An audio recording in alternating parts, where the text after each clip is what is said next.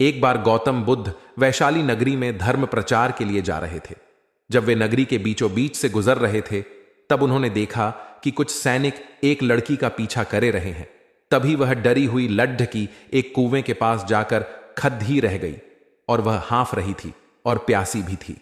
तभी बुद्ध ने उस बालिका को अपने पास बुलाया और कहा कि वह कुएं से पानी निकाले और स्वयं भी पिए और उन्हें भी पिलाए। इतनी देर में वह सैनिक भी वहां पहुंच गए। बुद्ध ने उन्हें हाथ के संकेत से रुकने के लिए कहा। बुद्ध की बात सुनकर लड्ढकी ने कहा, महाराज, मैं एक अछूत लड्ढकी हूं और मेरे कुएं से पानी निकालने पर जल दूषित हो जाएगा। तभी बुद्ध ने उससे फिर कहा, बालिका, बहुत जोर की प्यास लगी है, पहले तुम पानी पिलाओ। तभी कुछ देर बाद वैशाली नगरी के राजा भी आ गए। फिर उन्होंने बुद्ध को नमन किया। बाद में सोने के बर्तन में केवद्दे और गुलाब का सुगंधित पानी पीने के लिए दिया, पर गौतम बुद्ध ने उसे पीने से मना कर दिया। बुद्ध ने एक बार फिर बालिका से अपनी बात दोहराई। इस बार बालिका ने साहस के साथ कुएं से पानी निकाला और स्वयं भी पिया और गौतम बुद्ध को भी दिया। और पानी पीने के बाद बुद्ध ने बालिका से उसके भय का कारण पूछा। तब उस बालिका ने बताया, मुझे सयोंग से राजा के दरबार में गाने का अवसर मिला था और राजा ने मेरा गीत सुन मुझे अपनी गले की माला पुरस्कार स्वरूप दी, लेकिन उन्हें किसी ने बताया कि मैं एक अछूत लड्ढकी हूं और यह जानते ही राजा ने मुझे अपने सैनिक को मुझे जेल में डालने के लिए बोल दिया। मैं किसी तरह उन सैनिकों से बचकर यहां तक पहुंच गई और आप मिल गए। इस पर बुद्ध ने कहा कि सुनो राजन, मैं चाहता हूं कि आप मेरी इस शब्द को हमेशा याद रखें। कोई भी मनुष्य की पहचान उसके धर्म और जाति से नहीं, बल्कि उसके स्वभाव या उसके अच्छे काम से होती है। जिस बालिका के मधुर कंठ से निकले मधुर गीत का आपने आनंद उठाया, उसे पुरस्कार दिया, और जिसके कार्य इतने अच्छे हों, वह अछूत हो नहीं सकती। और उस बालिका के साथ नीची सोच और छोटे कार्य करके अछूत होने का परिचय तो आपने दिया है। इसीलिए मेरे नजरों में यह बालिका नहीं, बल्कि आप अछूत हैं। नमस्कार दोस्तों, आज फिर मैं एक बार आपके लिए गौतम बुद्ध की कहानी लाया हूं।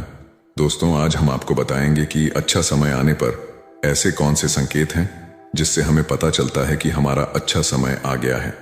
तो दोस्तों, आप इस कहानी को अंत तक सुनिएगा, इससे आपको पता चलेगा कि अच्छा समय का आता है। तो चलिए दोस्तों, कहानी को शुरू करते हैं। बहुत समय पहले की बात है। गौतम बुद्ध अपने शिष्यों के साथ एक गांव में ठहरे थे। यह गांव संघर्षों, दुखों और समस्याओं से घिरा हुआ था। गांव के लोग अभावों से घबराए हुए थे और हर रोज कठिनाइयों का सामना करते हुए जीवन जी रहे थे। उनकी जिंदगी में सुख शांति नाम की कोई चीज नहीं थी। लोग निरंतर किसी न किसी मुसीबत में उलझे रहते थे। गांव के बुजुर्गों ने बुद्ध से विनती की, हे महात्मा, कृपया हमारे गांव की हालत सुधारने में हमारी सहायता करें। हम बहुत कठिनाई में हैं और आपकी ज्ञान की बातें हमारे लिए मार्गदर्शन बन सकती हैं। बुद्ध ने लोगों की पीड़ा को समझा और उन्हें ध्यान से सुना। अगले दिन सुबह बुद्ध ने गांव के लोगों को एक वृक्ष के नीचे इकट्ठा किया। उन्होंने सभी से कहा, मैं तुम सबको एक छोटी सी कहानी सुनाना चाहता हूं जो तुम्हारे जीवन को बदल सकती है। सभी लोग ध्यानपूर्वक बुद्ध की ओर देखने लगे। बुद्ध ने कहना शुरू किया, बहुत समय पहले एक व्यक्ति था जो बहुत दुखी और असंतुष्ट था। वह हमेशा सोचता था कि उसकी किस्मत में कुछ भी अच्छा नहीं है। उसने कभी सुख और शांति का अनुभव नहीं किया। लोगों के बीच हलचल होने लगी। सबको लगा कि बुद्ध उसी गांव के हालात को बयान कर रहे हैं। बुद्ध ने आगे कहा, एक दिन उस व्यक्ति ने एक संत से मिलने का निश्चय किया। संत ने उसकी बातें सुनी और मुस्कुराते हुए कहा, मैं तुम्हें अच्छे समय की प्रतीक्षा का एक संकेत दूंगा जिसे तुम पहचानना सीखोगे। संत ने उसे एक बीज दिया और कहा, इस बीज को कहीं लगाकर हर रोज ध्यान से देखना। जब इसे देखोगे तो तुम्हें अपने भीतर कुछ संकेत मिलेंगे। वह व्यक्ति थोड़ा उलझा, परंतु संत पर विश्वास करते हुए उसने उस बीज को अपने आंगन में बो दिया। हर दिन वह बीज की ओर देखता, लेकिन उसे कोई बदलाव नजर नहीं आता। धीरे धीरे उसे थोड़ा हताशा होने लगी। वह सोचने लगा, क्या यह बीज कभी अंकुरित होगा? क्या मैं कभी अपने जीवन में बदलाव देख पाऊंगा? कुछ दिनों के बाद उस बीज से एक छोटी सी कौंपल फूट निकली। उसे देखकर व्यक्ति को थोड़ा आशा हुई। उसने रोज उस पौधे को देखा, उसे पानी दिया और देखभाल की। कुछ दिनों के बाद पौधा बड़ा होने लगा और उसकी हरी हरी पत्तियां निकल आईं। उस व्यक्ति को ऐसा लगा जैसे उसके जीवन में भी आशा की नई किरण फूट रही हो। बुद्ध ने कहा, उस पौधे का बढ़ना उस व्यक्ति के लिए एक संकेत था। उसे लगने लगा कि जिस प्रकार यह बीज अंकुरित हुआ और पौधा बन गया, उसी प्रकार उसका जीवन भी धीरे धीरे बदल रहा है। गांव के लोग ध्यानपूर्वक सुन रहे थे और उनकी आंखों में आशा की चमक दिखने लगी थी। बुद्ध ने आगे कहा, अच्छे समय के संकेत हम सभी के जीवन में होते हैं। जब हमें विश्वास होता है, धैर्य रखते हैं और अपने कर्म में लगे रहते हैं, तब समय हमें अपने संकेत देना शुरू कर देता है। गांव के एक युवक ने पूछा, हे भगवान, लेकिन हम कैसे जान सकते हैं कि हमारे जीवन में अच्छे समय के संकेत कब आएंगे? बुद्ध मुस्कुराए और बोले, जैसे उस बीज से पौधा उगा, वैसे ही जीवन में भी अच्छे समय के संकेत छोटे छोटे बदलावों से आते हैं। जब तुम किसी कठिन परिस्थिति का सामना करते हो और धीरे धीरे समाधान मिलना शुरू होता है, तब समझो कि अच्छे समय के संकेत आ रहे हैं। जब तुम्हारे मन में शांति और संतोष की भावना आने लगे, तब जानो कि अच्छे समय का आगमन हो रहा है। और सबसे बड़ा संकेत यह होता है कि तुम स्वयं को और दूसरों को खुश और शांत महसूस कराने लगते हो। गांव के लोगों को यह समझ आ गया कि वे अपने जीवन में अच्छे समय की प्रतीक्षा तभी कर सकते हैं जब वे धैर्यपूर्वक कर्म करते रहें और अपने अंदर सकारात्मकता को बनाए रखें। गांव में एक नया जोश भर गया और लोग अपनी अपनी जिंदगी में धैर्य और आशा के साथ चलने लगे। गौतम बुद्ध ने गांव के लोगों को आशीर्वाद दिया और कहा, हमेशा याद रखना, अच्छे समय के संकेत तभी प्रकट होते हैं जब हम खुद पर और अपनी मेहनत पर विश्वास बनाए रखते हैं। जीवन में सब कुछ धीरे धीरे और समय के साथ ही बदलता है, इसलिए धैर्य रखो और प्रतीक्षा करते रहो। बुद्ध की यह कहानी गांव के लोगों के दिल में उतर गई। उन्होंने सीखा कि अच्छे समय की प्रतीक्षा में हर दिन थोड़ा थोड़ा प्रयास करना ही उन्हें उनके लक्ष्य की ओर ले जा सकता है। यही एक व्यक्ति की यात्रा है, धैर्य, कर्म और विश्वास से अच्छे समय की प्रतीक्षा करना और संकेतों को पहचानना। चलिए दोस्तों, अब हम आपको एक और कहानी बताते हैं जिसमें गौतम बुद्ध ने बताया है कि कैसे आप अपना अच्छा समय ला सकते हैं और अपने बुरे समय को खत्म कर सकते हैं। गौतम बुद्ध ने बताया, गौतम बुद्ध को कैसे मिला ज्ञान। राजा के यहाँ बुद्ध का जन्म हुआ। पिता ने ज्योतिषियों को बुलवाकर भविष्य पूछा। उन्होंने कहा, या तो यह सम्राट होगा और या तो यह साधु होगा। एक तरह से देखा जाए तो सच्चा सम्राट भीतर से ही साधु होता है। जब ज्योतिषियों की भविष्यवाणी राजा ने सुनी तो वे घबरा गए कि मेरा बेटा साधु हो जाए, ऐसा ठीक नहीं होगा। राजा ने पूछा, कोई उपाय बताएं, क्योंकि मैं चाहता हूँ कि राजा का पुत्र राजा ही बने। ज्योतिषियों ने कहा कि इसका लालन पालन व पूरा जीवन बड़ी सावधानी में बिताना होगा, अर्थात आपका पुत्र सिद्धार्थ कभी किसी बूढ़े व्यक्ति को ना देखे, कभी किसी बीमार व्यक्ति को ना देखे और कभी किसी मरे हुए व्यक्ति को ना देखे। जब तक ऐसा होगा तब तक वे राजा ही बने रहेंगे। अगर ऐसा नहीं हुआ तो वे साधु बन जाएंगे। राजा शुद्धोधन ने अपने पुत्र सिद्धार्थ के लिए बढ़िया से बढ़िया, बड़े से बड़े महल, अच्छे से अच्छा भोजन, दास दासियां और खाने पीने के सामान आदि वस्तुओं के ढेर लगा दिए। पिता ने पुत्र को सुख सुविधाओं में इतना उलझा दिया कि उसे बाहर का संसार याद ही नहीं आया। शुद्धोधन ने समझ लिया कि अब वे इतने सुखों के आगे साधु बनने का प्रश्न ही उपस्थित नहीं होता। वे निश्चिंत हो गए। राजा शुद्धोधन ने बिल्कुल पक्की व्यवस्था कर रखी थी कि उनका पुत्र सिद्धार्थ जीवन में कभी भी वृद्ध, बीमार और मृतक व्यक्ति को ना देख सके, क्योंकि वे अपने पुत्र को खोना नहीं चाहते थे। सिद्धार्थ का जीवन ऐश्वर्य और सुख सुविधाओं में बीत रहा था।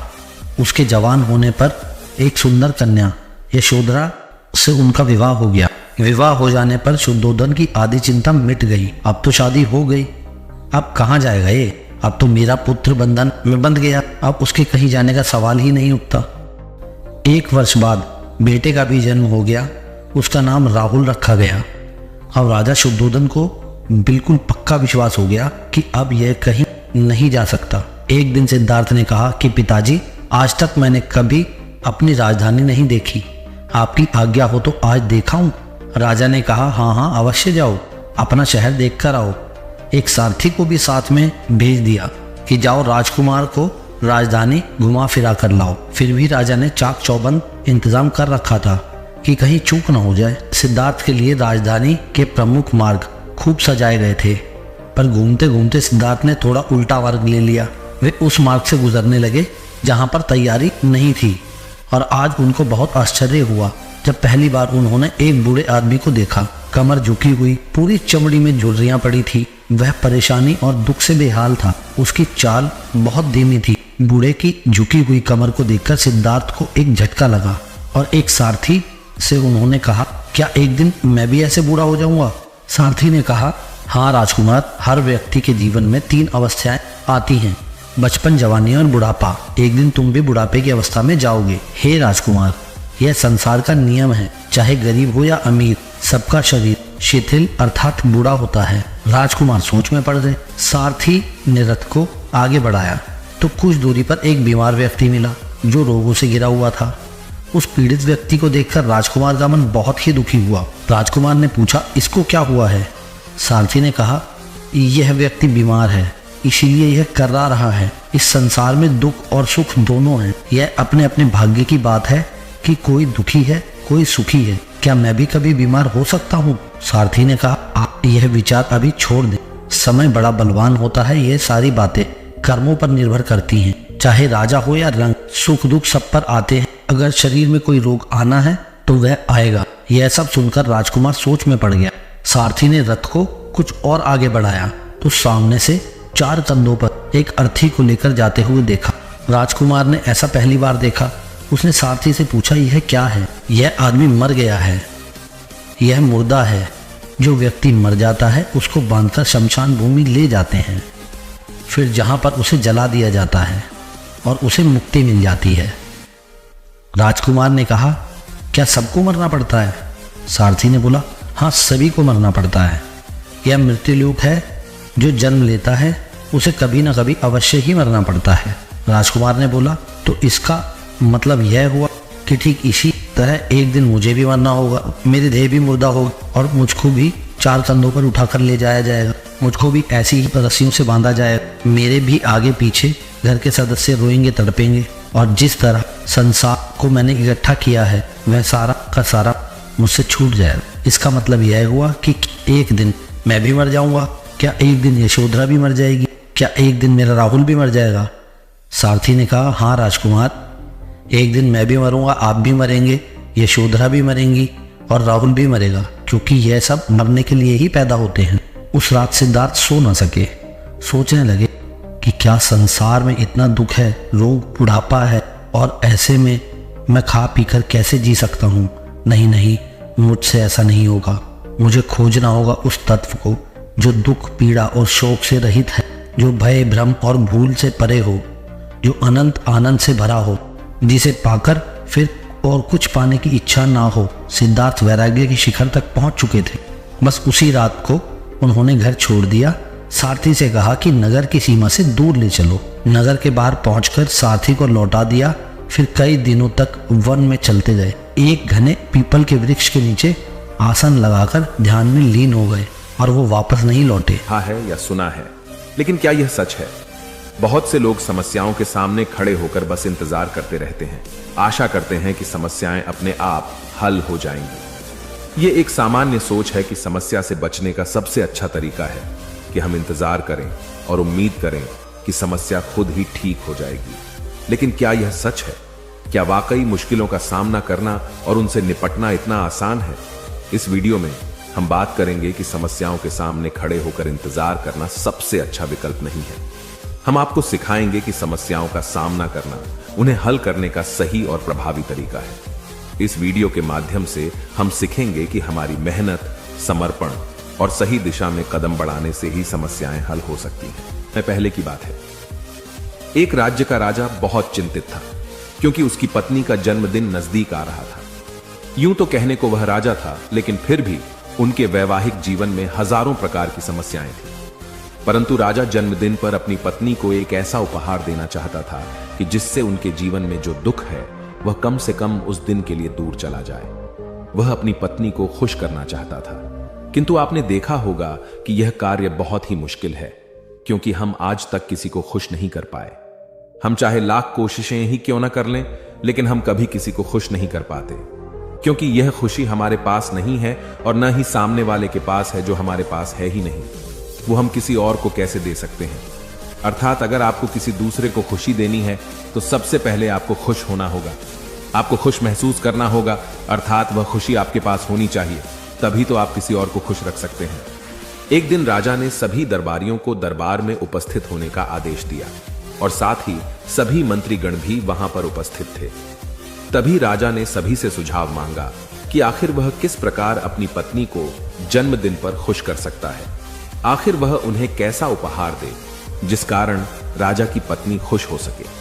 वहां पर उपस्थित सभी लोग अपने मन की बातें राजा से बताते हैं, परंतु राजा को वहां पर उपस्थित किसी भी व्यक्ति का कोई सुझाव पसंद ही नहीं आया। एक दिन संध्या के वक्त राजा अपने रथ से कहीं जा रहा था। तभी रास्ते में उसने एक बहुत ही सुंदर मूर्ति देखी। वह मूर्ति बहुत ही सुंदर और आकर्षक थी। उसे देखकर ऐसा प्रतीत होता था मानो उस मूर्ति में जान हो। उस मूर्ति को देखकर राजा बहुत प्रसन्न हुआ और वह तुरंत ही मूर्तिकार के पास पहुंचा और राजा उस मूर्तिकार से कहता है, तुम तो बहुत बड़े कलाकार हो, तुम्हारी मूर्तियों में चांद नजर आती है, ऐसा प्रतीत होता है कि तुम्हारी मूर्तियां जीवित हैं। हम तुम्हारी इन मूर्तियों को देखकर बहुत प्रसन्न हैं। हम चाहते हैं कि तुम्हारी सारी मूर्तियां हमारे दरबार में शामिल हों। यह सुनकर वह मूर्तिकार बहुत प्रसन्न हुआ, जैसे उसे कोई खजाना मिल गया हो।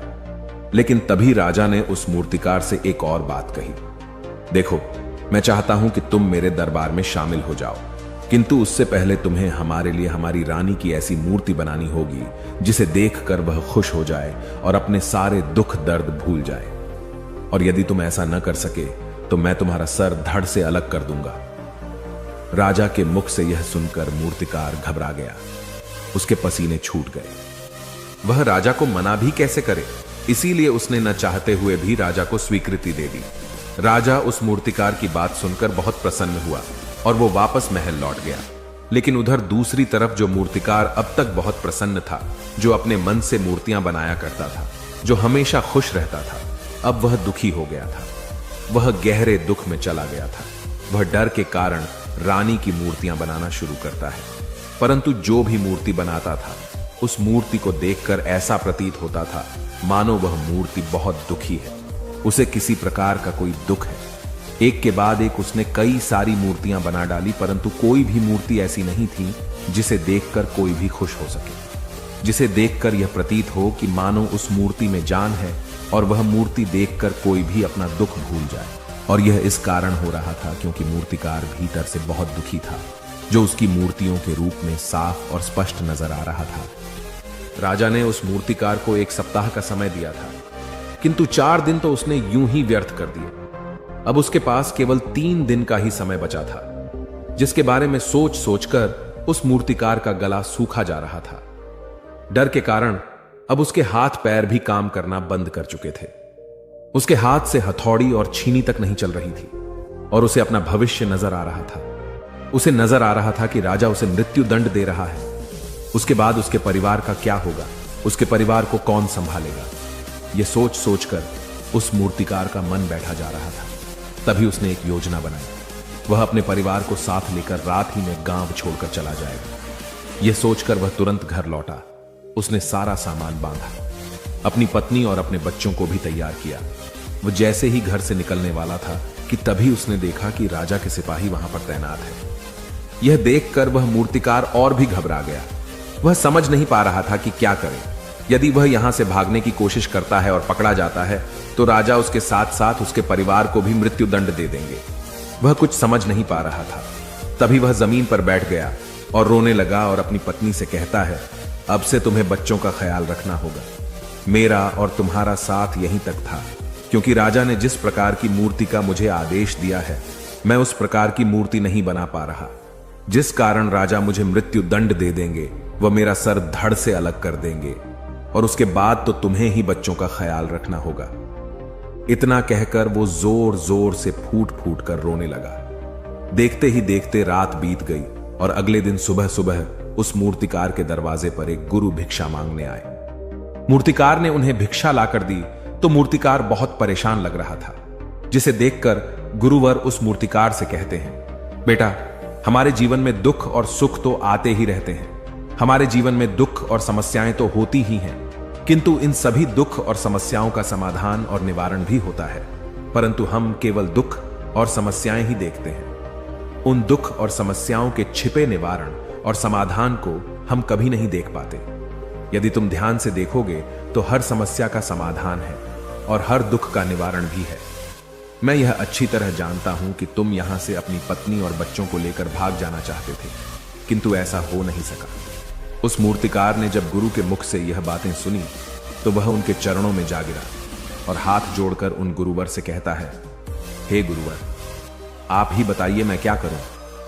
राजा ने मुझे मूर्ति बनाने का आदेश दिया है, किंतु मैं चाहकर भी मूर्ति नहीं बना पा रहा, और यदि मैंने मूर्ति नहीं बनाई तो राजा मुझे मृत्यु दंड दे देंगे, और उसके बाद मेरे परिवार का क्या होगा, उनका ख्याल कौन रखेगा। तभी गुरुवर उस मूर्तिकार से कहते हैं, बेटा, आंख बंद कर लेने से कुछ नहीं होने वाला, क्योंकि दुख और समस्याएं तो वहीं की वहीं खड़ी रहती हैं। ध्यान देने और कर्म करने से सब कुछ बदल जाता है। यदि तुम केवल आंखें बंद करके यह सोचोगे कि तुम्हारी समस्याएं चली जाएंगी तो ऐसा कभी नहीं होगा।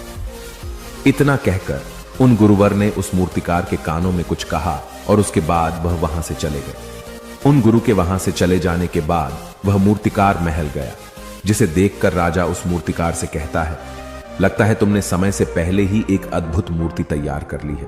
बताओ वो मूर्ति कहां है, मैं भी उसे देखना चाहता हूं। इस पर मूर्तिकार जवाब देते हुए कहता है, महाराज, अभी तक मैंने मूर्ति तैयार नहीं की है, परंतु आपके दिए हुए समय पर मैं अवश्य ही वह अद्भुत मूर्ति तैयार कर लूंगा। लेकिन उससे पहले मेरा एक बार महारानी से मिलना बहुत आवश्यक है, अन्यथा वह अद्भुत मूर्ति तैयार नहीं हो पाएगी। राजा ने उस मूर्तिकार की सारी बातें ध्यानपूर्वक सुनी और उसके बाद राजा ने मूर्तिकार को महारानी से मिलवाया। मूर्तिकार महारानी से मिलने के बाद महारानी से प्रश्न करते हुए कहता है, महारानी जी, किसी भी औरत के जीवन का सबसे बड़ा दुख क्या हो सकता है। इस पर महारानी जवाब देते हुए उस मूर्तिकार से कहती है, किसी औरत का मानव बन पाना उसका सबसे बड़ा दुख है। तभी वह मूर्तिकार महारानी से एक और प्रश्न करते हुए कहता है, महारानी जी, किसी औरत के जीवन का सबसे बड़ा सुख क्या है। महारानी उस मूर्तिकार के इस प्रश्न का जवाब देते हुए कहती है, किसी भी औरत के जीवन का सबसे बड़ा सुख उसके पति और उसके बच्चों का उसके पास होना है। महारानी के मुख से अपने प्रश्नों का जवाब जानकर मूर्तिकार बहुत प्रसन्न हुआ और उनसे आज्ञा लेकर वह वापस अपने घर लौट आया और अब से वह दिन रात उस मूर्ति पर काम करने लगा। देखते ही देखते पूरे 3 दिन पूरे हो गए। आखिरकार रानी के जन्मदिवस वाले दिन वह मूर्तिकार उस मूर्ति को लेकर राजमहल पहुंचता है। लेकिन अब राजा के मन में यह बेचैनी थी कि पता नहीं उस मूर्तिकार ने आखिर कैसी मूर्ति बनाई होगी, पता नहीं वह मूर्ति महारानी को पसंद आएगी भी या नहीं। इस प्रकार के कई प्रश्न राजा के मन में चल रहे थे। राजा के मन की बेचैनी लगातार बढ़ती ही जा रही थी, लेकिन उधर दूसरी तरफ राजा को उस मूर्तिकार पर पूर्ण विश्वास भी था, क्योंकि राजा ने पहले ही उस मूर्तिकार के हाथों की कला देखी हुई थी। इसलिए एक तरफ उनके मन में यह भी विचार चल रहे थे कि उस मूर्तिकार ने जरूर ही अद्भुत मूर्ति बनाई होगी। वह मूर्ति सफेद कपड़ों से ढकी हुई थी। तभी राजा ने उस मूर्ति की ओर इशारा करते हुए रानी से कहा, यह आपका जन्म दिवस का तोहफा है, इसे कबूल करें। उसके बाद रानी ने अपने हाथों से उस मूर्ति से वह कपड़ा हटाया और उस मूर्ति को देखते ही रानी की आंखों से आंसू बहने लगे और यह देखकर राजा को ऐसा प्रतीत हुआ कि मानो महारानी को यह मूर्ति पसंद नहीं है। इसलिए राजा ने तुरंत ही क्रोधित होकर अपने सिपाहियों को आदेश दिया और उस मूर्तिकार को बंदी बनवा लिया। लेकिन तभी महारानी राजा से कहती है, रुकिए, इस मूर्तिकार ने तो मेरा दुख और सुख एक ही मूर्ति में निकाल दिया है। इस मूर्ति में मेरे पति मेरे साथ है और मेरे हाथ में मेरा बच्चा है। इससे सुंदर मूर्ति मैंने आज तक नहीं देखी। ये बहुत ही लाजवाब है, अद्भुत है। इससे सुंदर तोहफा मेरे लिए और कोई नहीं हो सकता। काश ऐसा मेरे जीवन में वास्तव में हो जाए, मेरे पति भी मेरे साथ हों और मेरे हाथों में मेरा बच्चा हो। महारानी की ये सारी बातें सुनकर और मूर्ति को देखकर राजा को अपनी गलती का एहसास हुआ। राजा अपनी प्रजा और अपने साम्राज्य की देख रेख में इतना व्यस्त रहता था कि वह कभी अपनी पत्नी को समय नहीं दे पाता था, जिस कारण राजा की आंखों से आंसू बहने लगे और दरबार में उपस्थित सभी लोग वह मूर्ति देखकर हैरान।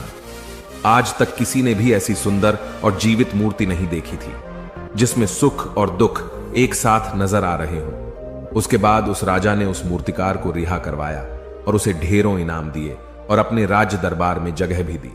किंतु उस मूर्तिकार ने इनाम तो स्वीकार कर लिया, परंतु राज दरबार में उसे जगह नहीं ली और हाथ जोड़कर राजा से कहता है, हे महाराज, मेरी आपसे विनती है, आपने मुझे चेतावनी दी थी, यदि मैं ये मूर्ति नहीं बना सका तो आप मुझे मृत्यु दंड दे देंगे। किंतु मैं आपसे बस इतना ही कहना चाहता हूं, हम में से चाहे कोई भी प्राणी क्यों ना हो, सभी के प्राण उतने ही कीमती है जितना कि आपका या महारानी के हैं। इसीलिए किसी को भी बिना दोष के दंड नहीं देना चाहिए। मेरी पत्नी ने मुझसे कहा था कि राजा की दोस्ती और दुश्मनी दोनों ही अच्छी नहीं है, इसीलिए मुझे आपके राज दरबार में कोई स्थान नहीं चाहिए। मैं अपनी छोटी सी दुनिया में बहुत खुश हूं। मैं अपने छोटे से परिवार के साथ बहुत खुश हूं। मैं आज तक जो करता आया हूं मुझे वह पसंद है और मैं अपने पूरे जीवन काल वही करना चाहता हूं। मैं जैसा हूं, जिस हाल में हूं, मुझे बहुत प्रसन्नता है कि मैं आज इतना खुशहाल इंसान हूं। अब मुझे आज्ञा दीजिए। इतना कहकर वह मूर्तिकार वहां से चला गया।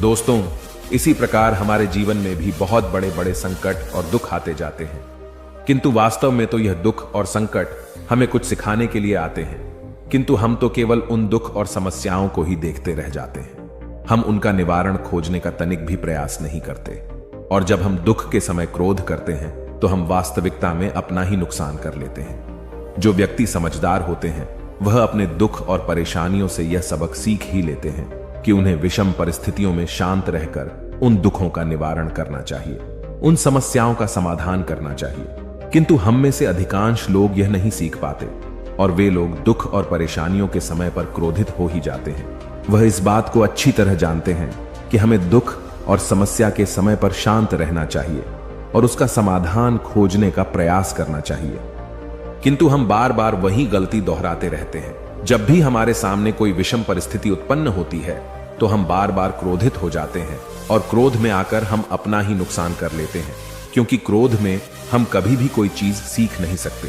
क्रोध में हमारा मस्तिष्क काम करना बंद कर देता है और उसे केवल वह परिस्थिति नजर आती है, वह समय नजर आता है जो उसके खिलाफ है और जो जीवन के दुखों से, इन समस्याओं से कुछ सीख नहीं पाता। ऐसा व्यक्ति पूर्ण रूप से एक दलदल में फंसे हुए इंसान की तरह है, जो परिस्थितियों के दलदल में कुछ इस प्रकार फंस चुका है कि वह वहां से निकल नहीं सकता। फिर वह चाहे कितना भी हाथ पैर क्यों न मार ले, और जितना हाथ पैर मारेगा वह उतना ही उस दलदल में फंसता चला जाएगा। जबकि आपको हाथ पैर न मारकर बल्कि शांत रहकर अपने मस्तिष्क का प्रयोग करना चाहिए और यह सोचना चाहिए कि इस दुख, इस समस्या और इस विषम परिस्थिति का समाधान क्या हो सकता है।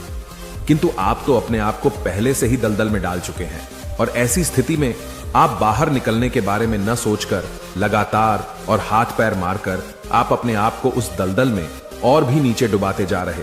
तो ऐसी परिस्थिति में आप भला उस समस्या, उस परिस्थिति का सामना कैसे करेंगे, वहां से बाहर कैसे निकलेंगे? और वहीं पर जो व्यक्ति थोड़े भी जागृत है, जो दुख और समस्याओं का निवारण और समाधान खोजने में वास्तव में अपना समय लगाते हैं, वह यह जानते हैं कि निवारण और समाधान एक हीरे की तरह है, वह हीरे की खान की तरह है। जिस प्रकार एक हीरे को ढूंढा जाता है, फिर उसे तराशा जाता है, जिसके बाद उस हीरे की कीमत बहुमूल्य हो जाती है, ठीक वैसे ही दुख और समस्या में समाधान और निवारण खोजने की आवश्यकता होती है और वह हमें खोजने भी चाहिए। और जब आपको मिल जाते हैं तब आपको एक ऐसी संपदा मिलती है, एक ऐसी समझ, एक ऐसा विश्वास, एक ऐसी शक्ति मिलती है कि उसके बाद आपके सामने जब भी कोई समस्या या कोई परेशानी आती है तो आप अकेले नहीं होते, बल्कि आप यह समझ जाते हैं कि वह विषम परिस्थिति आपको कुछ सिखाने आई है और आप उसका डट कर सामना करते हैं। उससे वह सारी चीजें सीखते हैं जो वह आपको सिखाना चाहती है और उसके बाद आप और भी मजबूत होते चले जाते हैं।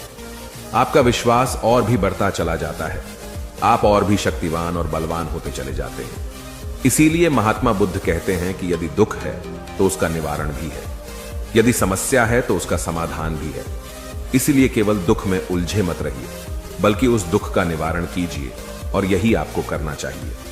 केवल हाथ पर हाथ धरे बैठे रहने से या फिर यूं ही समय को व्यर्थ गंवाने से आपको कभी भी उसका निवारण नहीं मिलेगा, बल्कि जितना आप उस दुख और समस्या से अपनी जान छुड़ाकर भागने की कोशिश करेंगे, उतनी ही तीव्रता से आपके पीछे भागेगी। और जैसे जैसे समय बीतता जाएगा, वह दुख और समस्या और भी विकराल रूप ले लेगी और तब उसका सामना करना और भी मुश्किल हो जाएगा। इसलिए यदि कोई दुख और समस्या अभी आपके सामने है तो उसे लड़िए, डटकर सामना कीजिए, उससे सीखिए और निवारण कीजिए। दोस्तों, आपने आज के इस वीडियो से क्या सीखा वह मुझे आप कमेंट में बता सकते हैं। इसी के साथ में उम्मीद है कि आपको आज की वीडियो पसंद आई होगी, तो इस वीडियो को उस इंसान को शेयर करें। दुनिया में अगर सबको पीछे छोड़कर आगे जाना है तो अकेले रहकर अपना काम अच्छाई और खुशी से करते रहे। खुद को सुधार ले, अगर तू काम नहीं करेगा तो तेरा साथ कोई नहीं देगा। ऐसा महात्मा गौतम बुद्ध ने कई सालों पहले अपने शिष्यों से क्यों कहा था? इसके पीछे का कारण क्या है, कहानी क्या है, इसी के बारे में हम आज के इस वीडियो में जानेंगे। स्वार्थी यानी कि स्वयं का अर्थ। जो इंसान स्वयं का अर्थ जानना चाहता है, जो खुद को समझना चाहता है, क्या वो इंसान आपकी नजर में गलत है? हम जब भी किसी को स्वार्थी कहते हैं तो उसका मतलब तो यही होता है कि वो आदमी स्वयं का अर्थ समझना चाहता है। तो फिर वो गलत कैसे हुआ? स्वार्थी शब्द दुनिया की नजर में, समाज की नजर में एक अलग ही नजरिए से समझा जाता है। अक्सर हम अपने आसपास ऐसे बेहद से लोगों को देखते हैं जो स्वभाव से बहुत अच्छे प्रतीत होते हैं, यानी कि सब लोगों की मदद करते हैं, सबसे अच्छा व्यवहार रखते हैं। लेकिन इसके साथ हमने ये भी देखा होगा कि ऐसे लोग जो स्वभाव के अच्छे होते हैं, दूसरों की मदद करते हैं, वो दुखी भी ज्यादा रहते हैं। और जो लोग स्वार्थी होते हैं वो फलते फूलते चले जाते हैं। तो ऐसे में परमात्मा की सत्ता पर उंगली उठाना निश्चित है। लेकिन अगर ये सत्य है तो हमें कौन सा मार्ग अपनाना चाहिए? क्या हम भी दूसरों के जैसे बन जाएं? पता नहीं आप में से कितने लोग ये मानते हैं कि अच्छे लोग जीवन में बहुत दुखी रहते हैं, लेकिन इसके पीछे का सत्य क्या है? अगर हम इसके पीछे का सत्य नहीं जानेंगे, नहीं पहचानेंगे, तो कहीं ना कहीं हमारा अवचेतन मन भी बुराई की तरफ झुक जाएगा। इसीलिए अपने मन में ऐसे विचार पनपने से पहले इस बात की पूरी सच्चाई, पूरा निष्कर्ष निकाल लें, ताकि भविष्य में आपको अपने अच्छे होने पे पश्चाताप ना हो, दुख ना हो। आज की जो बौद्ध कहानी मैं आपको सुनाने वाला हूं, उसमें आपको 5 ऐसे तरीके पता चलेंगे जिसके माध्यम से अगर आप कर्म करते हैं तो आप अच्छे कर्म भी कर पाएंगे और दुखी भी नहीं होंगे। एक गांव में आनंद नाम का एक युवक रहता था। उसका भरा पूरा परिवार था। उसके 2 बच्चे थे, उसकी पत्नी थी, लेकिन उसके माता पिता इस दुनिया से चल बसे थे। इसीलिए पूरे परिवार की जिम्मेदारी उसी के कंधों पर थी। बच्चे अपनी पढ़ाई करते थे और उसकी पत्नी अपने घर गृहस्थी के कामों के साथ गाय, भैंस, बकरी इत्यादि का दूध बेचकर अपना घर चलाती थी और आनंद पहाड़ में पत्थर तोड़ने का काम करता था। बहुत ही मेहनत भरा काम था। पूरे दिन काम करता तो रात को थक कर घर पर वापस लौटता।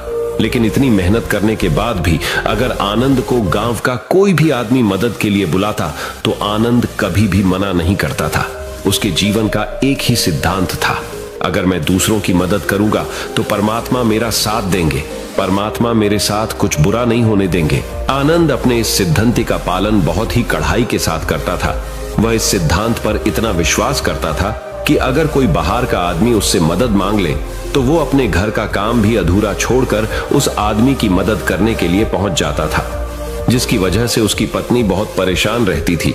वो अक्सर आनंद को समझाने की कोशिश करती थी कि सबसे पहले अपना काम, अपने परिवार को देखो। 2 बच्चे हैं हमारे और फिर भी तुम दूसरों के काम करने में लगे रहते हो। अरे अपने घर को तो संभालो। अपना घर संभाल नहीं रहा, दूसरों की मदद करने चले हैं। और जब ऐसी ऐसी बातें आनंद के कानों में पड़ती तो उसके हृदय में कांटा चुभने लगता था और उन दोनों में लड़ाई झगड़ा शुरू हो जाता था। अक्सर उनके लड़ाई झगड़े का यही सबसे बड़ा कारण होता था। लेकिन ना तो आनंद अपने आप को बदल पाया और ना ही उसकी पत्नी ने उसको समझाना कभी बंद किया। इसी वजह से आए दिन उनके घर में क्लेश होता रहता था। जहां तक उस गांव वालों की बात थी तो वो आनंद के स्वभाव को जानते थे और वो जानबूझकर जो काम आसान भी होता था, जो उनके सामर्थ्य में भी होता था, उस काम के लिए भी वो आनंद को बुलाते थे ताकि उन्हें कम मेहनत करनी पड़े। कहने का अर्थ यह है कि गांव वाले आनंद की इस शिष्टाचार का फायदा उठाते थे, लाभ उठाते थे और सब पीछे से उसका मजाक उड़ाते थे, उसे बेवकूफ कहते थे। ऐसे ही समय भी तरह और एक दिन आनंद की पत्नी बहुत ज्यादा बीमार पड़ गई। आनंद से जो कुछ भी सेवा हो सकती थी उसने वो सब अपनी पत्नी के लिए किया। उसने गांव के वैद्य को बुलाकर अपनी पत्नी की जांच करवाई, लेकिन ये रोग उस वैद्य की पकड़ के बाहर था। इसीलिए उस वैद्य ने कहा कि तुम अपनी पत्नी को नगर में जाकर किसी बड़े वैद्य को दिखाओ तो तुम्हारी पत्नी की जान बच सकती है। जल्द से जल्द नगर पहुंचने की व्यवस्था करो, नहीं तो तुम्हारी पत्नी के प्राण संकट में हो जाएंगे। ये सुनकर आनंद के पैरों तले जमीन फिसल गई। उसने ये नहीं सोचा था कि उसकी पत्नी के प्राण संकट में है। वो सोच रहा था कि कोई साधारण सा रोग होगा जिसका इलाज हो जाएगा, लेकिन जब उसने वैद्य की यही बात सुनी तो वो घबरा गया। अब पत्नी को नगर तक कैसे लेकर जाए, क्योंकि उसके पास इतना धन नहीं था कि वो अपनी पत्नी के लिए एक घोड़ा गाड़ी करके उसमें अपनी पत्नी को लिटाकर नगर में ले जा सके। उसकी पत्नी की हालत बिल्कुल चलने की भी नहीं थी, इसलिए उसे नगर पहुंचाने के लिए किसी घोड़ा गाड़ी की जरूरत थी। संयोग से उसके पड़ोसी धन्मू के पास एक घोड़ा गाड़ी थी। वो अक्सर व्यापार के लिए अपनी घोड़ा गाड़ी नगर में लेकर जाया करता था। इसीलिए आनंद के मन में विचार आया कि मैं धन्मू की घोड़ा गाड़ी ले सकता हूं। मैं धन्मू की इतनी मदद करता हूं, कभी उसके काम को नहीं टालता, तो वो तो मेरे काम को कभी मना ही नहीं कर सकता। और यही सोचकर वो घोड़ा गाड़ी लेने के लिए धन्मू के पास पहुंच जाता है। लेकिन धन्मू बहुत ही चालाक इंसान था। वो बिना किराए के अपनी घोड़ा गाड़ी अपने सगे संबंधियों के लिए भी नहीं ले जाता था, तो आनंद की तो दूर की बात रही। जब आनंद ने उससे घोड़ा गाड़ी के बारे में पूछा तो उसने ये कहकर उसका ये काम टाल दिया कि मेरे घोड़े बहुत ज्यादा बीमार हैं, वो शायद बच भी मुश्किल से पाएंगे। 5 दिनों से वो कुछ नहीं खा रहे, तो ऐसे में बेचारा घोड़ा गाड़ी लेकर कहा, नगर तक पहुंच पाएगा। हाँ, अगर तुम कुछ धन की व्यवस्था कर सकते हो तो मैं अपने एक मित्र की घोड़ा गाड़ी तुम्हारे लिए मंगवा सकता हूं। यह सुनकर आनंद परेशान और चिंतित हो गया, क्योंकि उसके पास धन तो था ही नहीं। इसका मतलब उसकी पत्नी बड़े नगर में वैद्य के पास इलाज के लिए पहुंच ही नहीं पाएगी। उलझन भरे हुए विचार लिए हुए जब आनंद वापस आ रहा तो उसने एक दिल दहलाने देने वाला दृश्य देखा। उसने देखा कि धन्मू के घोड़े, जो धन्मू के अनुसार बीमार थे और कुछ खा भी नहीं रहे थे, वहीं घोड़े गांव का ही एक युवक उसकी बाट से खोलकर बाहर ला रहा था और गाड़ी में उसको जोत रहा था। यह देखकर पहले तो आनंद को कुछ समझ में नहीं आया। उसके बाद जब आनंद ने उस युवक से पूछा तो उसने बताया कि धन्मू ने यह घोड़ा गाड़ी उसे किराए पर दी है। यह सुनकर आनंद का दिल टूट गया। उसने कभी सपने में भी नहीं सोचा था कि उसका सबसे अच्छा मित्र धन्मू उसके साथ ऐसा कर सकता है। हालांकि ये इस बात पर दुखी होने का वक्त नहीं था, इसीलिए आनंद वहां से जल्दी से लौट जाता है और गांव के ही एक सेठ के पास जाकर कुछ धन उधार लेकर धन्मू को दे देता है। धनु अपने मित्र की घोड़ा गाड़ी मंगवा देता है, जिसके बाद वो अपनी पत्नी को वैद्य के पास नगर में ले जाता है। जब उसकी पत्नी का इलाज चल रहा था तो आनंद यही सोच रहा था कि एक वो दिन था जब धन्मू की बेटी बीमार हो गई थी और धन्मू यहां पर नहीं था, तो मैं पूरी रात वैद्य जी के पास उसके लिए बैठा रहा था, उसकी देख रेख की थी, उसकी सेवा की थी। इतने दिनों तक धन्मू नहीं आया था, तब मैं ही उसके परिवार की देख रेख किया करता था। हाय, कैसा दुर्भाग्य है ये, जिसके लिए मैंने इतना कुछ किया। उसने एक घोड़ा गाड़ी देने से मुझे मना कर दिया, और वो भी तब जब मेरी पत्नी जिंदगी और मौत के साथ खेल रही थी। कुछ देर बाद वैद्य बाहर आकर आनंद को एक बहुत बुरी खबर देता है। वो आनंद को बताता है कि उसकी पत्नी को कर्क रोग हो चुका है और इसका कोई भी इलाज नहीं है। उसके पास कुछ समय ही शेष बचा है। यह सुनकर आनंद दुखी होकर वहीं जमीन पर बैठ गया। उसकी पूरी दुनिया उजड़ने वाली थी और उसे कोई रास्ता नजर नहीं आ रहा था। कुछ समय बाद उसकी पत्नी चल बसी और अब दोनों बच्चों की जिम्मेदारी उसके कंधों पर आ गई थी। लेकिन यहां पर आनंद के सारे सिद्धांत टूट चुके थे, उसके सारे भरम खत्म हो चुके थे। अब उसके दिमाग में एक ही बात थी कि अच्छा, कर्म करने से परमात्मा साथ नहीं देता, बल्कि जो बुरे लोग हैं वो लोग फलते फूलते हैं, और इस बात का मैं सबसे बड़ा गवाह हूं। ये विचार अक्सर उसके दिमाग में चलते रहते थे और इसी वजह से उसका मन धीरे धीरे संन्यस्त हो गया, देश दुनिया से दूर हट गया। और एक दिन ऐसा भी आया जब वो अपने बच्चों को अपने रिश्तेदारों के पास छोड़कर इस देश दुनिया को त्याग कर एक सन्यासी बनने के लिए घर से निकल पड़ा। उसने गांव में किसी को कुछ नहीं बताया। किसी को नहीं पता था कि आनंद अचानक कहां गायब हो गया। सन्यास की दीक्षा लेने के लिए वो एक बौद्ध भिक्षु के पास पहुंचता है। बौद्ध भिक्षु उस समय ध्यान में बैठे हुए थे।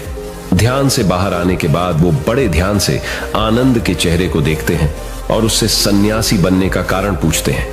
इस पर आनंद उन्हें अपनी पूरी आप बीती सुना देता है और कहता है कि हे महात्मा, इस दुनिया से मुझे कुछ भी हासिल नहीं हुआ। मेरा मन इस दुनिया से विरक्त हो चुका है। जब अपने दोस्तों ने ही मेरा साथ नहीं दिया तो इस दुनिया में रहने का क्या मतलब, और इसी वजह से मैं सन्यासी बनना चाहता हूँ। ये सुनने के बाद बौद्ध भिक्षु ने उपदेश देना शुरू किया। उन्होंने कहा कि याद रखना बेटा, जीवन से विरक्त होकर सन्यासी बनना तुम्हें परम सुख तक कभी नहीं पहुंचा सकता, परमानंद तक कभी नहीं पहुंचा सकता। तुम दुनिया से आपने मन पर एक बोझ लेकर विरक्त हुए हो।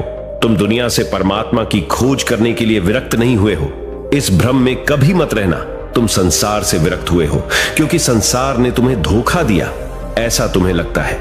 इसीलिए तुम परमात्मा पे कभी विश्वास नहीं कर पाओगे और ना ही उन पर अपनी पूर्ण आस्था बना पाओगे। इसीलिए सन्यासी होने का भी तुम पूरा लाभ कभी नहीं उठा पाओगे। सन्यासी होने का लाभ तब मिलता है जब हमारी प्रभु में, परमेश्वर में, परमात्मा में पूर्ण आस्था बन जाती है। मैं तुमसे पूछता हूं, या तुम्हारी आस्था परमात्मा में है? यह सुनकर आनंद कहता है कि हे महात्मा, मैं तो दुनिया देखकर आया हूं कि जो बुरे कर्म करता है वो फलता फूलता है, और जो अच्छा काम करता है उसे कुछ भी नहीं देता। परमात्मा उसे दुख ही दुख देता है। इसीलिए मैं परमात्मा पर अपनी पूर्ण आस्था कैसे बना सकता हूं?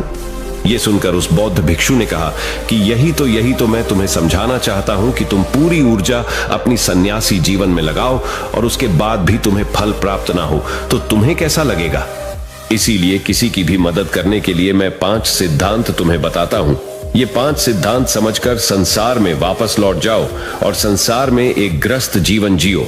उसके बाद ही सन्यासी जीवन का उदय होता है। जब हम अपने ग्रस्त जीवन को पूर्ण रूप से समझ लेते हैं और अपनी जिम्मेदारियों का निर्वाह कर देते हैं। ये कहकर बौद्ध भिक्षु ने कहना शुरू किया कि जब भी तुम किसी की सहायता करते हो, किसी की मदद करते हो, तो उसमें सबसे पहली बात, सबसे पहला सिद्धांत जो ध्यान में रखने का होता है वो होता है कि किसी की मदद करते वक्त, किसी की सहायता करते वक्त कभी भी उससे उम्मीद मत रखना। ये मत सोचना कि आज मैंने इसकी सहायता कर दी, मदद कर दी, तो कल बदले में ये भी मेरी सहायता करेगा, मेरी मदद करेगा। अगर तुम ऐसा सोचोगे तो तुम्हें जीवन में दुखों का सामना करना ही पड़ेगा, क्योंकि एक नहीं तो दूसरा, या दूसरा नहीं तो तीसरा, कोई ना कोई तुम्हारी उम्मीद जरूर तोड़ेगा। और वास्तविकता में वो मदद या वो सहायता नहीं होती, वो हमारे लालच का ही एक रूप होता है। हम उसकी सहायता या मदद निर्भर तरीके से नहीं कर रहे हैं। हमारे मन में लालच का भाव है, हमारे मन में बदले का भाव है। हम ये सोचकर मदद करते हैं कि इसकी मदद कर देता हूं तो कल ये मेरा भी मदद करेगा, और यही लालच हमें अक्सर उन लोगों की मदद करने पर विवश करता है जो किसी ना किसी रूप में धनवान होते हैं, क्योंकि हमें लगता है कि कल ये आदमी धन के द्वारा मेरी मदद कर सकता है। और इसीलिए जिस इंसान को वास्तविकता में मदद की आवश्यकता है, हो सकता है वो गरीब हो, लेकिन हमारा मन अपने लालच के वशीभूत होकर उसकी मदद कभी नहीं करेगा। इसीलिए किसी की मदद और किसी की सहायता करने के अपने विचार को विस्तार दो। केवल एक प्रकार के वर्ग के लिए अपनी सहायता या अपनी मदद पेश मत करना, उन सब के लिए समान होनी चाहिए। जरा सोचो, एक तरफ तुम्हारा मित्र हो जिसके पास धन है, संपदा है, और दूसरी तरफ कोई गरीब औरत हो जो भूखी बैठी हुई है। तुम्हारा दोस्त तुमसे कहता है कि यार आज तो खाने के लिए अच्छे अच्छे पकवान मंगवा लो बाजार से, और दूसरी तरफ वो औरत तुमसे 2 सूखी रोटी मांग रही है, तो तुम किसकी मदद करोगे? कौन मदद का हकदार सबसे पहले है? सबसे पहले हमारा कर्तव्य बनता है कि उस औरत की भूख मिटाए, लेकिन अक्सर इंसान ऐसे नहीं सोचता। वो अपने दोस्त को तो खिला देगा, उसको तो बाजार से बहुत महंगी वस्तु मंगा के दे देगा, लेकिन किसी गरीब को उसकी भूख मिटाने के लिए पैसा या धन नहीं देगा। दूसरी बात जो ख्याल में रखने की है वो ये कि सहायता करते वक्त हमारा लालच कभी भी उसके साथ नहीं जुड़ना चाहिए। अक्सर हम जब किसी की मदद करते हैं तो हमारा लालच और हमारा स्वार्थ उसके साथ जुड़ा होता है, और हम अपनी भविष्य की योजना तैयार करके उस आदमी की मदद करते हैं। हम ये सोचते हैं कि अगर मैं इसका ये काम करेगा तो भविष्य में ये आदमी मेरा वो काम पूरा कर देगा, और वो सहायता, वो मदद बिल्कुल भी परमात्मा के द्वार को नहीं खटखटाती, क्योंकि वो लालच है। आप अपने आप को धोखा देने के लिए अपने लालच को एक सहायता, एक मदद का रूप दे रहे हैं। तीसरी बात जो ख्याल रखने की है वो ये कि अपने सामर्थ्य के हिसाब से दूसरे की मदद करो। कभी भी एक ग्रस्त आदमी को किसी की इतनी सहायता नहीं करनी चाहिए जिससे कि उसका परिवार और उसके बच्चे कष्ट में जीवन बिताएं। सबसे पहला फर्ज हमारा होता है अपने परिवार को सुखी रखना, उनकी जरूरतें पूरी करना और उसके बाद दूसरों की मदद करना आता है। लेकिन कुछ लोग दूसरों की मदद पहले करते हैं और अपने परिवार को मदद कम देते हैं, जिससे कि परिवार में लड़ाई झगड़े आए दिन पनपते रहते हैं और ये सब हम समाज में देखते रहते हैं। अपने आसपास अगली बात जो ख्याल में रखने की होती है वो ये कि अपना कर्म, अपनी जिम्मेदारियां पहले निभानी होती है। हम अपना कर्म, अपना काम छोड़कर पहले दूसरों की मदद करने के लिए चले जाते हैं और जब दूसरा बदले में हमारी मदद नहीं करता तो हमारा दिल दुखी हो जाता है। हम सोचते हैं कि मैंने तो अपना काम छोड़कर उस आदमी की मदद की थी और वो आदमी मेरी मदद ही नहीं कर रहा है। इसीलिए अपना कर्म सर्वोपरि, अपना कर्म सबसे ऊपर, क्योंकि वही काम करने के लिए इस दुनिया में हमारा जन्म हुआ है। और सबसे आखिर में जो बात समझने की है वो ये कि परमात्मा की मर्जी से ही सब कुछ होता है। हमारा कर्तव्य है अपने कर्म को करते जाना। करनी धरनी तो ऊपर वाले के हाथ में है, इसीलिए जो कुछ भी होता है सब ऊपर वाले पे छोड़ दो। अगर तुम्हें कोई धोखा भी देता है तो ये समझ के चलो कि वो सब ऊपर वाले की करनी होती है। आप ये मान के चलो कि मैं करता नहीं हूं, मैं तो एक माध्यम हूं, करवाने वाला तो वो है, उसके सामने किसकी मर्जी चली।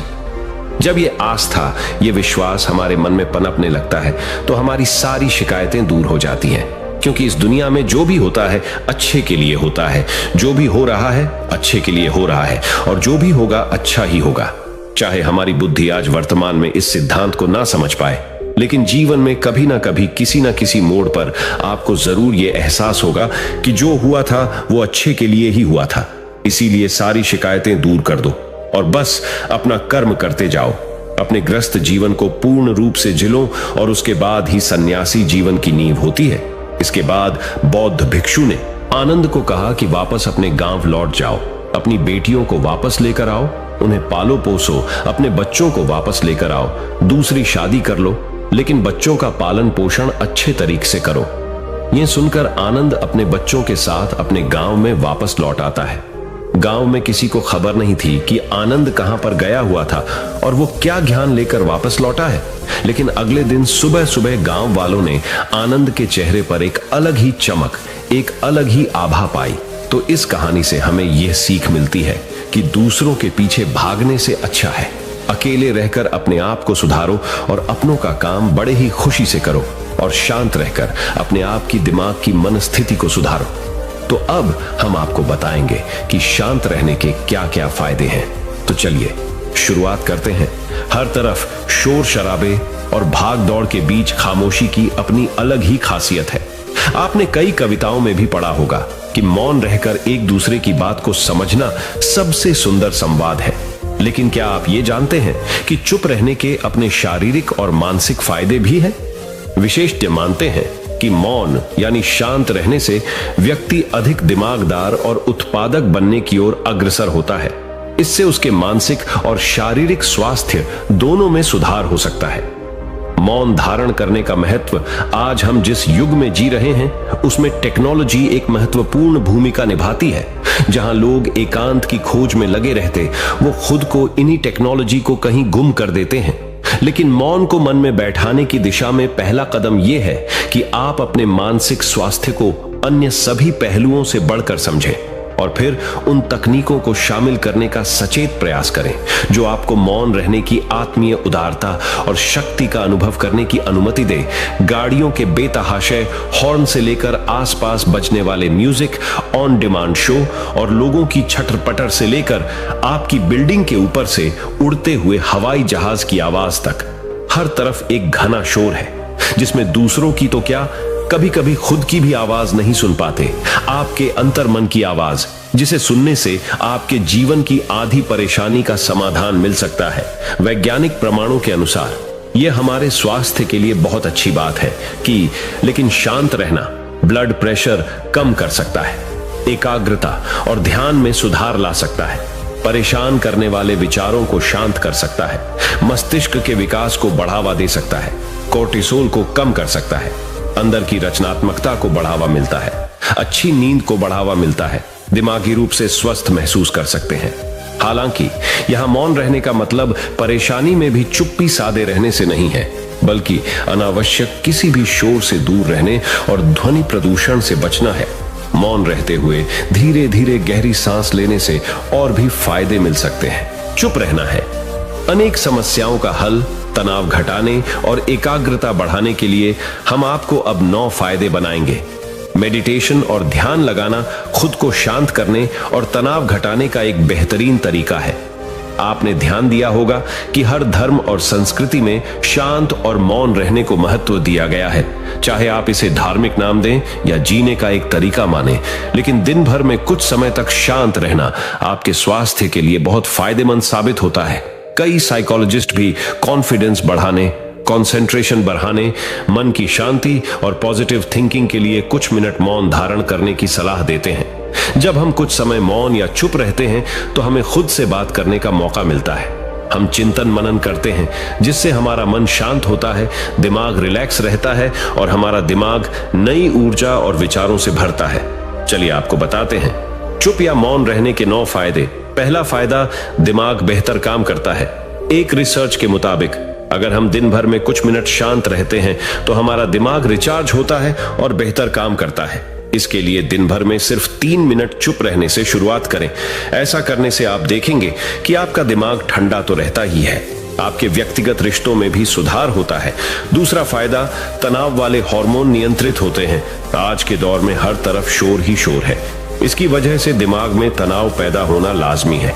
ऐसे में अगर आप हर रोज कुछ देर मौन रहने की प्रैक्टिस करते हैं तो इससे आपके तनाव पैदा करने वाले हार्मोन के लेवल में कमी आती है। इससे आपका दिमाग शांत होता है, गुस्सा नियंत्रित रहता है और तनाव बढ़ाने वाले हार्मोन्स का लेवल घटता है। तीसरा फायदा, ब्रेन सेल्स बनती है। अक्सर तनाव, स्ट्रेस, एंजाइटी और लगातार बोलते रहने और शोर शराबे के चलते हमारे दिमाग की कोशिकाएं मरने लगती हैं। ऐसे में कुछ देर मौन रहने से हमारे दिमाग की सेल्स दोबारा बनती है और उनका पुनः निर्माण हमारे दिमाग की शक्ति बढ़ाता है।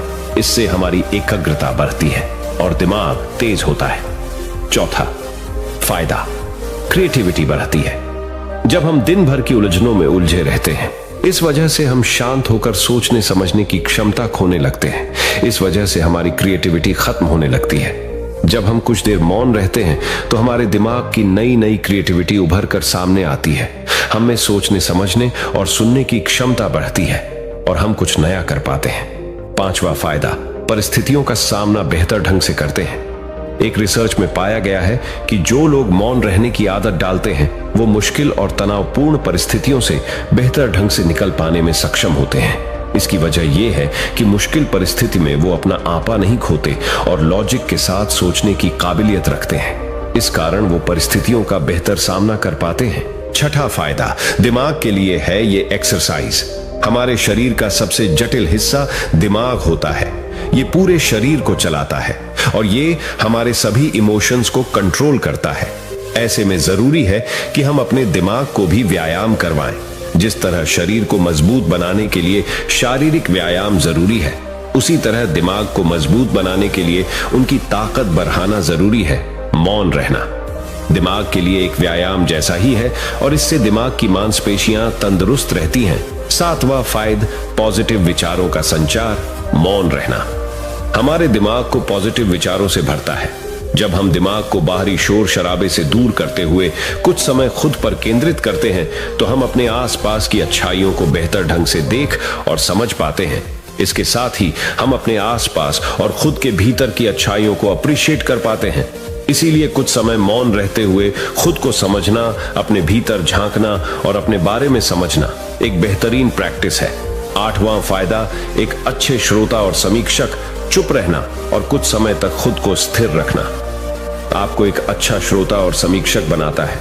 ऐसा इसलिए क्योंकि जब आप चुप रहते हैं तो आप बोलने की बजाय अधिक से अधिक सुनते हैं और उसका विश्लेषण कर पाते हैं। इससे आप पूरे तर्क और वितर्कों को जानने के बाद सही फैसला ले पाते हैं। आप सभी पक्षों को सुनते, समझते और डिसीजन ले पाते हैं। चुप रहना आपके दिमाग को शांत करता है और आपको लॉजिकल समीक्षक बनाता है। नौवां फायदा, कैसे रखें खुद को। कुछ मिनटों के लिए मौन रहने के लिए लोग बहुत तरीकों का सहारा लेते हैं। कुछ भगवान के नाम का जाप करते हैं, कुछ आपके कृत्यों का विश्लेषण करते, वहीं कुछ लोग माइंडफुलनेस प्रैक्टिस अपनाते हैं। चलिए आपको बताते हैं खुद से जोड़ते हुए मौन धारण करने के कुछ आसान तरीके। माइंडफुलनेस एक बेहतरीन मेडिटेशन प्रैक्टिस है जो आपको शांत रखने के साथ ही एंजाइटी और दिमाग को कंट्रोल करने का काम करती है। इसके लिए आप ये स्टेप्स अपना सकते हैं। पहला स्टेप, सबसे पहले आराम की अवस्था में बैठ जाएं और अपनी आंखों को रिलैक्स करते हुए मूंद लें। दूसरा स्टेप, अब अपनी सांसों पर पूरा ध्यान केंद्रित करें। अपनी सांस के उठने और गिरने की गति पर ध्यान दें और अपना दिमाग बाहरी शोर से दूर सिर्फ और सिर्फ अपनी सांसों पर केंद्रित करें। तीसरा स्टेप, अपनी सांसों पर ध्यान देना आपके पूरे शरीर को शांत करता है, दिमाग में रक्त संचार बढ़ाता है और तनाव दूर करने में मददगार होता है। चौथा स्टेप, खुद को शांत करते हुए अपने पूरे शरीर को अंदर ही अंदर स्कैन करना भी फायदेमंद साबित होता है। इससे आपको अपने शरीर के बारे में बेहतर समझ में आता है। इससे आपके दिमाग और शरीर के बीच में बेहतर संबंध स्थापित होता है। हम उम्मीद करते हैं कि ये जानकारी आपके काम आएगी। तो चलिए जानते हैं हमारे शब्दों में कितनी ताकत होती है एक कहानी के माध्यम से। तो चलिए उस कहानी की शुरुआत करते हैं। जो लोग बुद्धिमान हैं वह ये जानते हैं कि शब्द हथियार की तरह होते हैं जिनसे किसी को भी बचाया जा सकता है या किसी को भी मारा जा सकता है।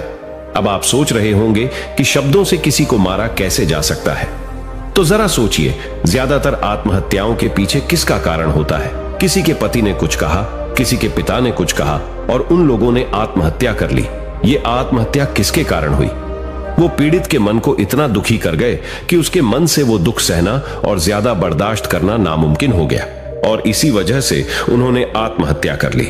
ऐसे ही आपके शब्द किसी को नया जीवन प्रदान कर सकते हैं। जब कोई आदमी उदास होता है या दुखी होता है तो आपके शब्द उसमें एक नया जोश, एक नया उत्साह भर सकते हैं और एक हारा हुआ आदमी अपने जीवन में एक नई शुरुआत कर सकता है, सिर्फ शब्दों के माध्यम से, हमारी वाणी के माध्यम से।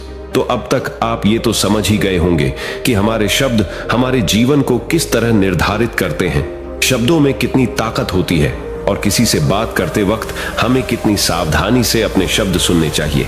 आज की जो बौद्ध कहानी मैं आपको सुनाने वाला हूं, उसमें आपको सीधे सीधे तौर पर कुछ ऐसे तरीके पता चलेंगे, कुछ ऐसी परिस्थितियां पता चलेंगी जहां पे आपको हमेशा चुप रहना चाहिए।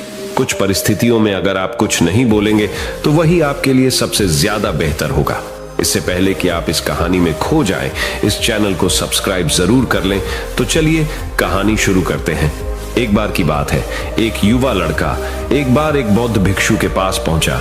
वो काफी परेशान लग रहा था और उसने बौद्ध भिक्षु से जाकर पूछा कि हे महात्मा, मैं अपने आप से परेशान हूं, अपने आप से दुखी हूं। बाहरी रूप से मुझे कोई दुख नहीं है, मैं धन धान्य संपन्न हूं, मुझे कोई शारीरिक रोग भी नहीं है, लेकिन मैं खुद से परेशान रहता हूं, अपने मन से परेशान रहता हूं। अक्सर मेरी बातों को मेरा कोई भी दोस्त गंभीरता से नहीं लेता है और ना ही मेरे परिवार के लोग मेरी किसी बात को गंभीरता से लेते हैं। मैं जो कुछ भी सलाह देता हूं, या तो वह उसे मजाक में उड़ा देते हैं या फिर उसे गंभीरता से लेते ही नहीं है। मेरी बातों को कोई गंभीरता से क्यों नहीं लेता है? क्यों मेरी बातों पर कोई अमल नहीं करता? क्यों मेरी बातों में कोई रुचि नहीं दिखाता? क्या कारण है? कृपया मुझे बताने का कष्ट करें और मेरे मन के इस दुख को दूर करें। यह सुनकर बौद्ध भिक्षु ने कहा कि आज सुबह मैं चालित ध्यान करके वापस आ रहा था। रास्ते में कुछ कौवे कांव कांव कर रहे थे और वहीं पर जब मैं चलता हुआ कुछ दूर आया तो मुझे एक मोर की मधुर आवाज सुनाई दी। ये सुनकर अचानक मेरे मन में ख्याल आया कि कौवे कितना कांव कांव करते हैं, कितना बोलते रहते हैं, लेकिन कोई भी प्राणी कौवे की आवाज को पसंद नहीं करता। मोर हमेशा सही परिस्थिति के हिसाब से बोलता है। जब भी बारिश होने वाली होती है और बादल गरजते हैं और बारिश होने की आशंका होती है, ऐसे में मोर अपनी मधुर आवाज में गाता है जो सभी को प्रिय होता है, सभी को अच्छा लगता है। ऐसे ही अगर इंसान सही परिस्थिति के हिसाब से सही शब्द बोले, सही वाणी बोले, तो वही वाणी दूसरों के लिए संगीत हो जाती है, संगीत बन जाती है और दूसरे लोग तुमसे सम्मोहित हो जाते हैं और वहीं पर तुम्हें सब लोग गंभीरता से लेने लगते हैं। और दूसरी तरफ अगर तुम यूं ही बेफिजूल ऐसे ही बोलते रहते हो, बिना किसी बात के बोले चले जाते हो, तो फिर तुम्हें कोई गंभीरता से नहीं लेता। तुम उस कौवे की भांति हो जाते हो जिसकी वाणी कोई पसंद नहीं करता और बाद में तुम्हें दुख होता है कि तुम्हें कोई गंभीरता से क्यों नहीं लेता। इसीलिए अपने शब्दों को बेहद बुद्धिमानी के साथ इस्तेमाल करना सीखो। अगर तुम नहीं सीखोगे तो समाज में तुम्हें कोई सम्मान या कोई गंभीरता से नहीं लेगा। यह सुनकर वो युवा लड़का बोला कि हे महात्मा, मैं जानता हूं कि मैं ज्यादा बोलने की बीमारी से ग्रस्त हूं, मुझे इतना नहीं बोलना चाहिए, लेकिन मैं अपने आप पे काबू नहीं रख पाता और ना ही मैं इतना बुद्धिमान हूं कि मैं अपने शब्दों को नाप तोल कर बोल सकूं। मैं तो किसी से बात करते वक्त इतना सोचता भी नहीं कि मुझे अपने शब्द किस तरह इस्तेमाल करने हैं। कृपया करके कुछ ऐसी परिस्थितियां बता दीजिए जहां पर मुझे कम बोलना है या फिर बोलना ही नहीं है, हमेशा चुप रहना है। अगर आप मेरा ऐसे मार्गदर्शन कर सकते हैं तो मेरा जीवन आसान हो जाएगा और मुझे ज्यादा दिमाग या अपनी बुद्धि लगाने की भी जरूरत नहीं पड़ेगी।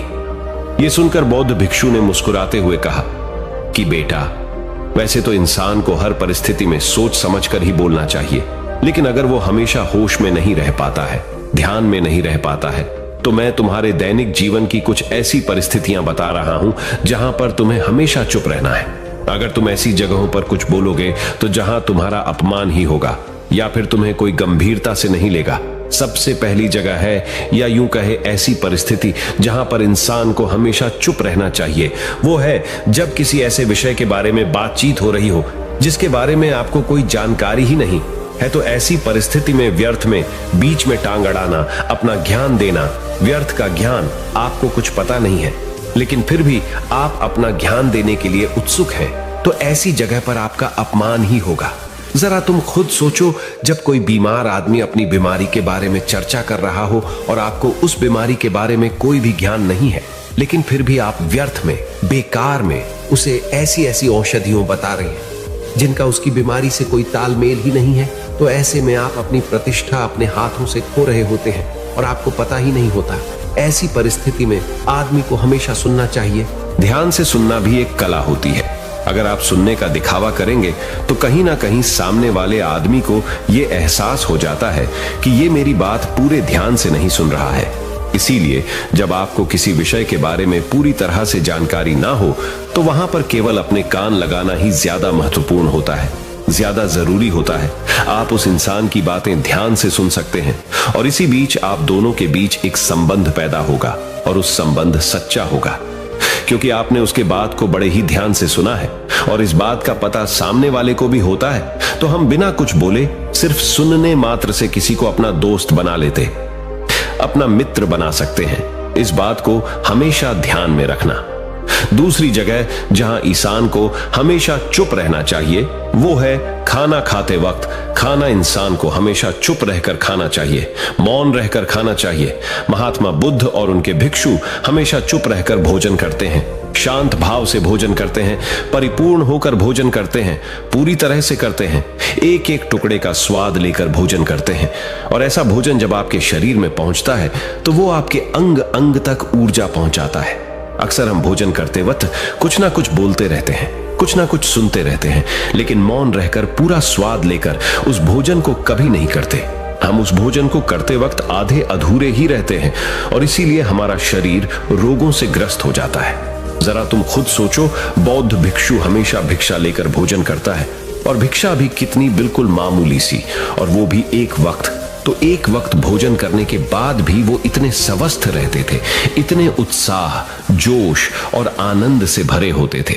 और हम तो इतना खाना खाते हैं, इतने सारे भोजन की सामग्री हमारे लिए उपलब्ध होती है, लेकिन हमारे शरीर में कोई ऊर्जा नहीं होती। इसका सबसे बड़ा कारण होता है कि हम अपना भोजन होश में नहीं करते हैं, परिपूर्ण होकर नहीं करते हैं, मौन रहकर नहीं करते हैं। इसीलिए अपना भोजन हमेशा मौन रहकर ही करो। तीसरी जगह जहां पर अगर आपने चुप रहना सीख लिया तो इसका मतलब यह है कि आपने अपने ऊपर विजय हासिल कर ली। जी हां, गुस्से में शांत रहना या चुप रहना इतना आसान नहीं होता है। अक्सर हम गुस्से से भरकर कुछ ऐसे शब्द या अपशब्द बोल जाते हैं जिसका पछतावा हमें हमेशा बाद में होता रहता है। लेकिन जुबान से निकला हुआ शब्द वापस नहीं हो सकता, उस शब्द को मिटाया भी नहीं जा सकता। अब वो जिंदगी भर हमारे दामन से जुड़ चुका है और वो गुस्से में बोला गया। अब शब्द हमारे मन को समय समय पर बेचैन करता रहता है, दुखी करता रहता है, लेकिन गुस्से के वक्त चुप रहना सीखना भी एक बहुत बड़ी कला होती है। गुस्से में आदमी का अपने ऊपर काबू कहां रहता है, अपनी इंद्रियों को वश में कहां रख पाता है। इसीलिए इस कला को आप तभी सीख सकते हैं जब आप गुस्सा भी होश में रहकर कर पाए। जब भी आपको गुस्सा आए, आपके दिमाग में सिर्फ एक ही बात आए कि मुझे चुप रहना है, मुझे किसी से कुछ गाली गलौच नहीं करना, किसी को कोई अपशब्द नहीं बोलना। और जब ये विचार गुस्से के साथ जुड़ जाता है और धीरे धीरे ये आदत बन जाता है, तो आप अपने गुस्से को भी काबू में करना सीख जाते हैं। जब भी कभी गुस्सा आए तो किसी को कुछ बोलने की बजाय कुछ शारीरिक व्यायाम करना शुरू कर, उछलना, भागना, दौड़ना, जिम करना, कुछ भी। आप ऐसा व्यायाम कर सकते हो जिसमें आपका शरीर थक जाए। आप पाएंगे कि जब आपका शरीर थक जाता है तो आपका मन भी शांत हो जाता है। आपने उस गुस्से की ऊर्जा को एक सकारात्मक रूप दे दिया। और यही बुद्धिमान व्यक्ति की पहचान होती है, जो दूसरों के तानों से भी अपना घर बना लेता है, अपनी कामयाबी के रास्ते निकाल लेता है। वही सच में बुद्धिमान आदमी है। जो जहर को भी दवा बनाकर इस्तेमाल करना सीख जाए, वही असली बुद्धिमान होता है। चौथी जगह जहां आप चुप रहेंगे तो आपके लिए वही सबसे ज्यादा बेहतर होगा, वही आपको सम्मान दिलाएगा। चौथी जगह है जब चार लोग आपस में बैठकर बातें कर रहे हो, कोई बैठक कर रहे हो, तो वहां पर जब चार लोग बात कर रहे होते हैं तो चारों लोग एक साथ तो बात कर नहीं सकते। एक बार में एक व्यक्ति बोलेगा और तीन सुनेंगे, तभी वो बैठक कामयाब हो पाएगी, तभी वो चर्चा सही रूप में आगे बढ़ पाएगी। लेकिन अगर कोई आदमी ऐसा बैठा हुआ है जो बीच में ही दूसरे की बात काटकर अपनी बात को ऊपर रखना चाहता है, तो ऐसे में वो चर्चा या वो बैठक आपको कहीं नहीं पहुंचाएगी और चारों लोगों के बीच आप सबसे मूर्ख कहलाओगे। अगर आपको अपनी बात कहनी है तो सामने वाले को अपनी बात पूरा करने दो, उसके बाद अपने विचार रखो। यही एक भद्र पुरुष या फिर कहीं अच्छे आदमी की पहचान होती है। और आखिरी जगह, अगर हमारे माता पिता हमें कुछ कह देते हैं, हमारे बड़े बुजुर्ग हमें किसी बात पर डांट देते हैं या हमें थप्पड़ भी मार देते हैं, तो ऐसी जगहों पे आपका चुप रहना ही उनके प्रति सम्मान दिखाएगा, उनके प्रति आदर का भाव व्यक्त होगा।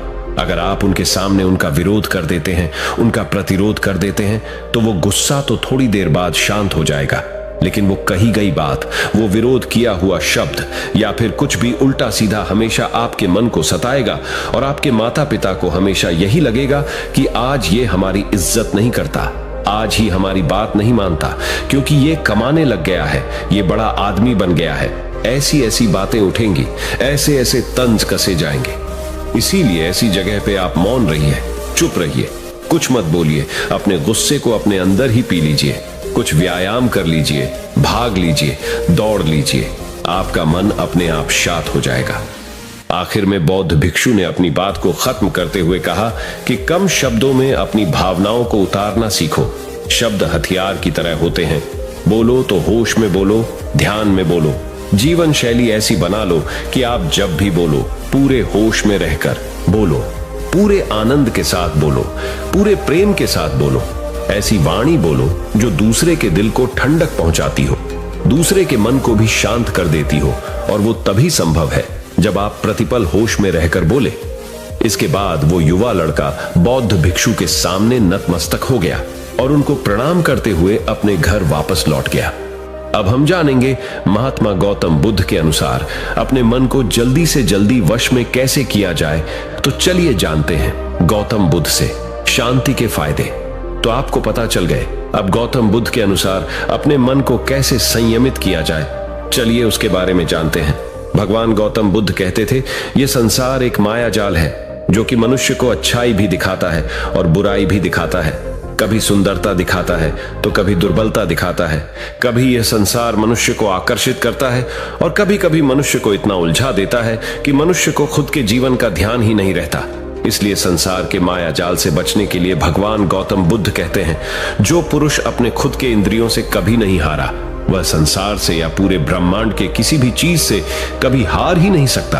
वह मनुष्य जहां भी हो उसकी विजय निश्चित है। दोस्तों, आपको बता दे कि इंद्रियों का मतलब होता है कान, नाक, त्वचा, जीभ, हाथ। इन 5 शरीर के भागों को मुख्य इंद्रियां कहा जाता है। इन इंद्रियों को जो पुरुष या स्त्री अपने मन से संयमित कर पाते हैं, वह पुरुष या स्त्री बड़ी ही आसानी से संसार के महासागर को पार कर लेते हैं। यानी कि किसी भी चीज से वह आकर्षित नहीं होते और अपना कर्म बड़े ही विश्वास के साथ करते रहते हैं। ऐसे ही मनुष्य संसार में या इस लोक में या परलोक में बार बार विजयी होते रहते हैं। तो चलिए जानते हैं कि हमारे मन को कैसे वश में किया जाए ताकि हम इस संसार के माया जाल में फिर से ना फंसे। भगवान गौतम बुद्ध कहते हैं, मन को वश में करने के लिए सबसे पहले आपको यह जानना होगा कि आपके शरीर से श्रेष्ठ आपकी इंद्रियां होती है, आपकी इंद्रियों से श्रेष्ठ आपका मन होता है और आपके मन से श्रेष्ठ आपकी बुद्धि होती है और अंततः बुद्धि से श्रेष्ठ आपका आत्मा होता है और आत्मा से भी श्रेष्ठ परमात्मा होते हैं, यानी भगवान होते हैं। तो अगर आपके मन को वश में करना है तो सबसे पहले आपकी बुद्धि में यह विचार करें कि मैं आज से बुरे कामों के बारे में सोचूंगा भी नहीं और मेरे अच्छे काम विश्वास से करता रहूंगा। दोस्तों, अगर आप बुरी आदतों के बारे में सोचोगे ही नहीं तो वह आदतें आपकी बुद्धि पर हावी नहीं होगी और आप कभी गलत काम नहीं करोगे। तो सबसे पहली बात तो यह है कि अपने बुद्धि में से बुरी आदतों को निकाल दो और अपनी बुद्धि में जो भी आपका काम है उस काम के बारे में विचार डालना शुरू कर दो। फिर आपकी बुद्धि आपके मन को आपके काम के बारे में संदेश देगी और मन सभी इंद्रियों को वश में करके आपके काम के ऊपर लगा देगा। तो इसी तरह से करते करते आपका मन एक दिन अवश्य ही वश में हो जाएगा और जिस व्यक्ति का मन वश में हो जाता है उस व्यक्ति के मन में हमेशा ही भगवान वास करते हैं। तो देखा दोस्तों, मन को वश में करने के लिए सबसे पहले आपको अपनी बुद्धि को अपने काम के बारे में ज्ञान देना होगा और बुद्धि में से बुरी आदतों को बिल्कुल निकलना होगा, यानी कि उनके बारे में सोचना ही छोड़ना होगा। तब जाकर आप अपने मन को वश में अवश्य ही कर पाओगे और जब आप पूर्णतः आप अपने मन को वश में कर लोगे तब आपके लिए सुख दुख सर्दी गर्मी और मान अपमान सब एक जैसा होगा और आप इस दुनिया के माया से परे हो जाओगे। आपको कोई भी चीज आकर्षित नहीं कर पाएगी, उल्टा आपसे ही लोग आकर्षित होंगे और आप जैसा भी काम करते हैं लोग भी आपको देखकर वैसा ही काम करेंगे और लोगों को आप एक आकर्षित और बुद्धिमान मनुष्य लगोगे। इसलिए हमारे भागवत गीता में भगवान कृष्ण ने यह कहा है कि मन का सारा खेल है, मन के हारे हार है और मन के जीते जीत है। ऐसा ही हमारे भगवान बुद्ध ने और ना जाने कितने सफल लोगों ने कहा है। भगवान बुद्ध ने कहा है कि जिसने अपने मन को वश में कर लिया है उसकी जीत को देवता भी हार में नहीं बदल सकते हैं। अर्थात मन को वश में करने का नाम ही आत्म संयम है, जिसका अर्थ है अपने आप को वश में करना, अर्थात मन वचन और कर्म पर अधिकार प्राप्त करना ताकि शरीर से कोई अशुभ कार्य न होने पाए, जिससे कोई अपशब्द न निकले और मन में कभी अशुभ विचार न उठने पाए। यदि मनुष्य अपनी इंद्रियों का प्रयोग उचित ढंग से करता है तो ही उस मनुष्य को दूसरों को ज्ञान देने का अधिकार है। यदि उसका अपने मन पर अधिकार नहीं है, उचित और अनुचित का ज्ञान नहीं है, तो वह मनुष्य के पद से गिरकर अन्य योनियों में गिने जाने योग्य हो सकता है। एक कथन है कि हम जैसा सोचते हैं वैसा ही बन जाते हैं। वास्तव में यह विचार नहीं अपितु विचारों का संसार है। हमारी सोच और विचारों का प्रभाव हमारे मन पर गहरा असर छोड़ देता है। मनुष्य के मन में विचार ही बार बार उभर कर आते हैं जो मनुष्य को दिशा देने का काम करते हैं। विचार ही मस्तिष्क को गति प्रदान करते हैं और गलत विचार क्रोध की ओर जाने को विवश करते हैं। यह हमारी भूल है कि हम सोचते हैं कि वचनों की कोई शक्ति नहीं है। संसार में जो भी हुआ, जो भी हो रहा है और जो भी होगा सब हमारे कर्म के प्रभाव से हुआ है और जो हो सकता है और आगे जो होगा वह कर्म की शक्ति से होता है, वह विचारों की शक्ति होती है। यदि हमारे अंदर आत्म संयम नहीं है तो आत्मिकता का धन हमारे हाथ नहीं आ सकता है। हम इंद्रियों के जाल में फंसकर पहले तो निर्मल होंगे, फिर अपमानित होते हुए पहले अपना अनिष्ट करेंगे और फिर किसी और का करेंगे। यह सच है कि जो लोग दूसरों के लिए सोचते हैं उनका मन विश्वासपूर्ण विचारों का स्रोत है। इसलिए यदि बुराई से बचना हो तो अपनी दिशा को भलाई की और मोद्धा देना चाहिए। वास्तव में यदि आप जीतना ही चाहते हैं तो सबसे पहले आत्म संयम की आदत डाल लें, क्योंकि संयम का अर्थ ही है अपनी बिखरी हुई शक्तियों को निश्चित दिशा देना। मान लीजिए जिस कार्य को नहीं करना है और जब उसे ही करने के लिए मन आकर्षित करता है तो आप उसे प्रयास पूर्वक रोकने के लिए मन बना लें। उसे ही आत्म संयम कहते हैं। संयम का अर्थ है जब हम आकर्षणों की ओर जाने के लिए हमारा मन सहज रूप से रुक जाए। गांधी जी ने कहा था कि अनुशासन और बलिदान के बिना मुक्ति की आशा नहीं की जा सकती है। लेकिन यह बात भी सच है कि लोग अक्सर गुस्से में विवेक शून्य होकर तुरंत अपने आत्म संयम को गुस्से में खो देते हैं। यह सच है कि समय बीतने के साथ लोगों के आत्म संयम में भारी कमी आई है। इसके गंभीर परिणाम सामने भी आए हैं। इसलिए आत्म संयम की उपयोगिता को किसी भी हाल में कम नहीं आंका जा सकता है। लेकिन यह भी सच है कि शुरुआत में आत्म संयम का मार्ग थोड़ा कठिन लगता है। अर्थात मन को वश में करने का नाम ही आत्म संयम है। मनुष्य को मिली हुई शक्तियों को निश्चित दिशा देना संयम कहलाता है। जीवन में असंभव कुछ भी नहीं है। जब जागो तब सवेरा होता है। अगर आपको यह लगता है कि मेरे जीवन में बहुत से बुरे काम किए हुए हैं और अब इन गलत कामों को सुधारने के लिए कोई भी विकल्प नहीं है, तो आपको गौतम बुद्ध के जीवन की यह कहानी एक बार अवश्य सुननी चाहिए। तो चलिए कहानी को शुरू करते हैं। एक दिन एक किसान बुद्ध के पास आया और बोला, महाराज, मैं एक साधारण किसान हूं। बीज बोकर, हल चलाकर अनाज उत्पन्न करता हूं और तब उसे ग्रहण करता हूं, किंतु इससे मेरे मन को तसल्ली नहीं मिलती। मैं कुछ ऐसा करना चाहता हूं जिससे मेरे खेत में अमृतत्व के फल उत्पन्न हो। आप मुझे मार्गदर्शन दीजिए जिससे मेरे खेत में अमृतत्व के फल उत्पन्न होने लगें। बात सुनकर बुद्ध मुस्कुराकर बोले, भले व्यक्ति, तुम्हें अमृतत्व का फल तो अवश्य मिल सकता है, किंतु इसके लिए तुम्हें खेत में बीज न बोकर अपने मन में बीज बोने होंगे। यह सुनकर किसान हैरानी से बोला, प्रभु, आप यह क्या कह रहे हैं? भला मन के बीज बोकर भी फल प्राप्त हो सकते हैं? बुद्ध बोले, बिल्कुल हो सकते हैं, और इन बीजों से तुम्हें जो फल प्राप्त होंगे वे वाकई साधारण न होकर अद्भुत होंगे, जो तुम्हारे जीवन को भी सफल बनाएंगे और तुम्हें नेकी की राह दिखाएंगे। किसान ने कहा, प्रभु, तब तो मुझे अवश्य बताइए कि मैं मन में बीज कैसे बोऊं? बुद्ध बोले, तुम मन में विश्वास के बीज बो, विवेक का हल चलाओ, ज्ञान के जल से उसे सींचो और उसमें नम्रता का उर्वरक डालो। इससे तुम्हें अमृतत्व का फल प्राप्त होगा। उसे खाकर तुम्हारे सारे दुख दूर हो जाएंगे और तुम्हें असीम शांति का अनुभव होगा। बुद्ध से अमृतत्व के फल की प्राप्ति की बात सुनकर किसान की आंखें खुल गईं। वह समझ गया कि अमृतत्व का फल सद्विचारों के द्वारा ही प्राप्त किया जा सकता है। गौतम बुद्ध किसी उपवन में विश्राम कर रहे थे। तभी बच्चों का एक झुंड आया और पेड़ पर पत्थर मारकर आम गिराने लगा। एक पत्थर बुद्ध के सर पर लगा और उससे खून बहने लगा। बुद्ध की आंखों में आंसू आ गए। बच्चों ने देखा तो भयभीत हो गए। उन्हें लगा कि अब बुद्ध उन्हें भला बुरा कहेंगे। बच्चों ने उनके चरण पकड़ लिए और उनसे क्षमा याचना करने लगे। उनमें से एक बच्चे ने कहा, हमसे बड़ी भूल हो गई है, मेरी वजह से आपको पत्थर लगा और आपके आंसू आ गए। इस पर बुद्ध ने कहा, बच्चों, मैं इसलिए दुखी हूं कि तुमने आम के पेड़ पर पत्थर मारा तो पेड़ ने बदले में तुम्हें मीठे फल दिए, लेकिन मुझे मारने पर मैं तुम्हें सिर्फ भय दे सका। एक बार भगवान बुद्ध अपने अनुयायियों के साथ किसी गांव में उपदेश देने जा रहे थे। उस गांव से पूर्व ही मार्ग में उन लोगों को जगह जगह बहुत सारे गड्ढे खुदे हुए मिले। बुद्ध के एक शिष्य ने उन गड्ढों को देखकर जिज्ञासा प्रकट की, आखिर इस तरह के गड्ढे खुदे होने का तात्पर्य क्या है? बुद्ध बोले, पानी की तलाश में किसी व्यक्ति ने इतने गड्ढे खोदे हैं। यदि वह धैर्यपूर्वक एक ही स्थान पर गड्ढा खोदता तो उसे पानी अवश्य मिल जाता, पर वह थोड़ी देर गड्ढा खोदता और पानी न मिलने पर दूसरा गड्ढा खोदना शुरू कर देता।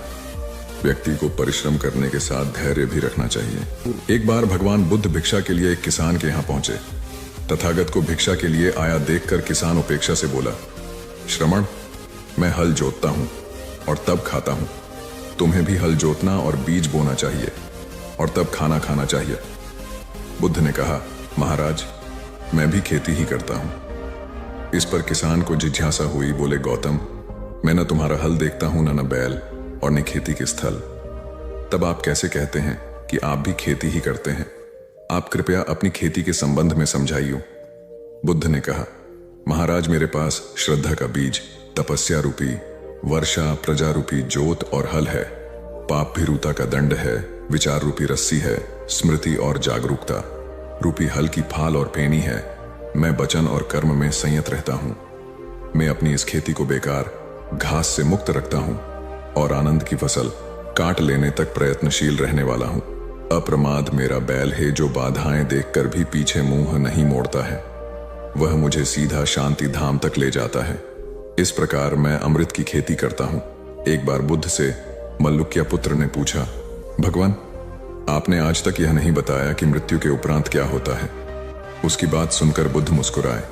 फिर उन्होंने उससे पूछा, पहले मेरी एक बात का जवाब दो। अगर कोई व्यक्ति कहीं जा रहा हो और अचानक कहीं से आकर उसके शरीर में एक विषबुझा बाण घुस जाए तो उसे क्या करना चाहिए? पहले शरीर में घुसे बाण को हटाना ठीक रहेगा या फिर देखना कि बाण किधर से आया है और किसे लक्ष्य कर मारा गया है? मलु के पुत्र ने कहा, पहले तो शरीर में घुसे बाण को तुरंत निकालना चाहिए, अन्यथा विष पूरे शरीर में फैल जाएगा। बुद्ध ने कहा, बिल्कुल ठीक कहा तुमने।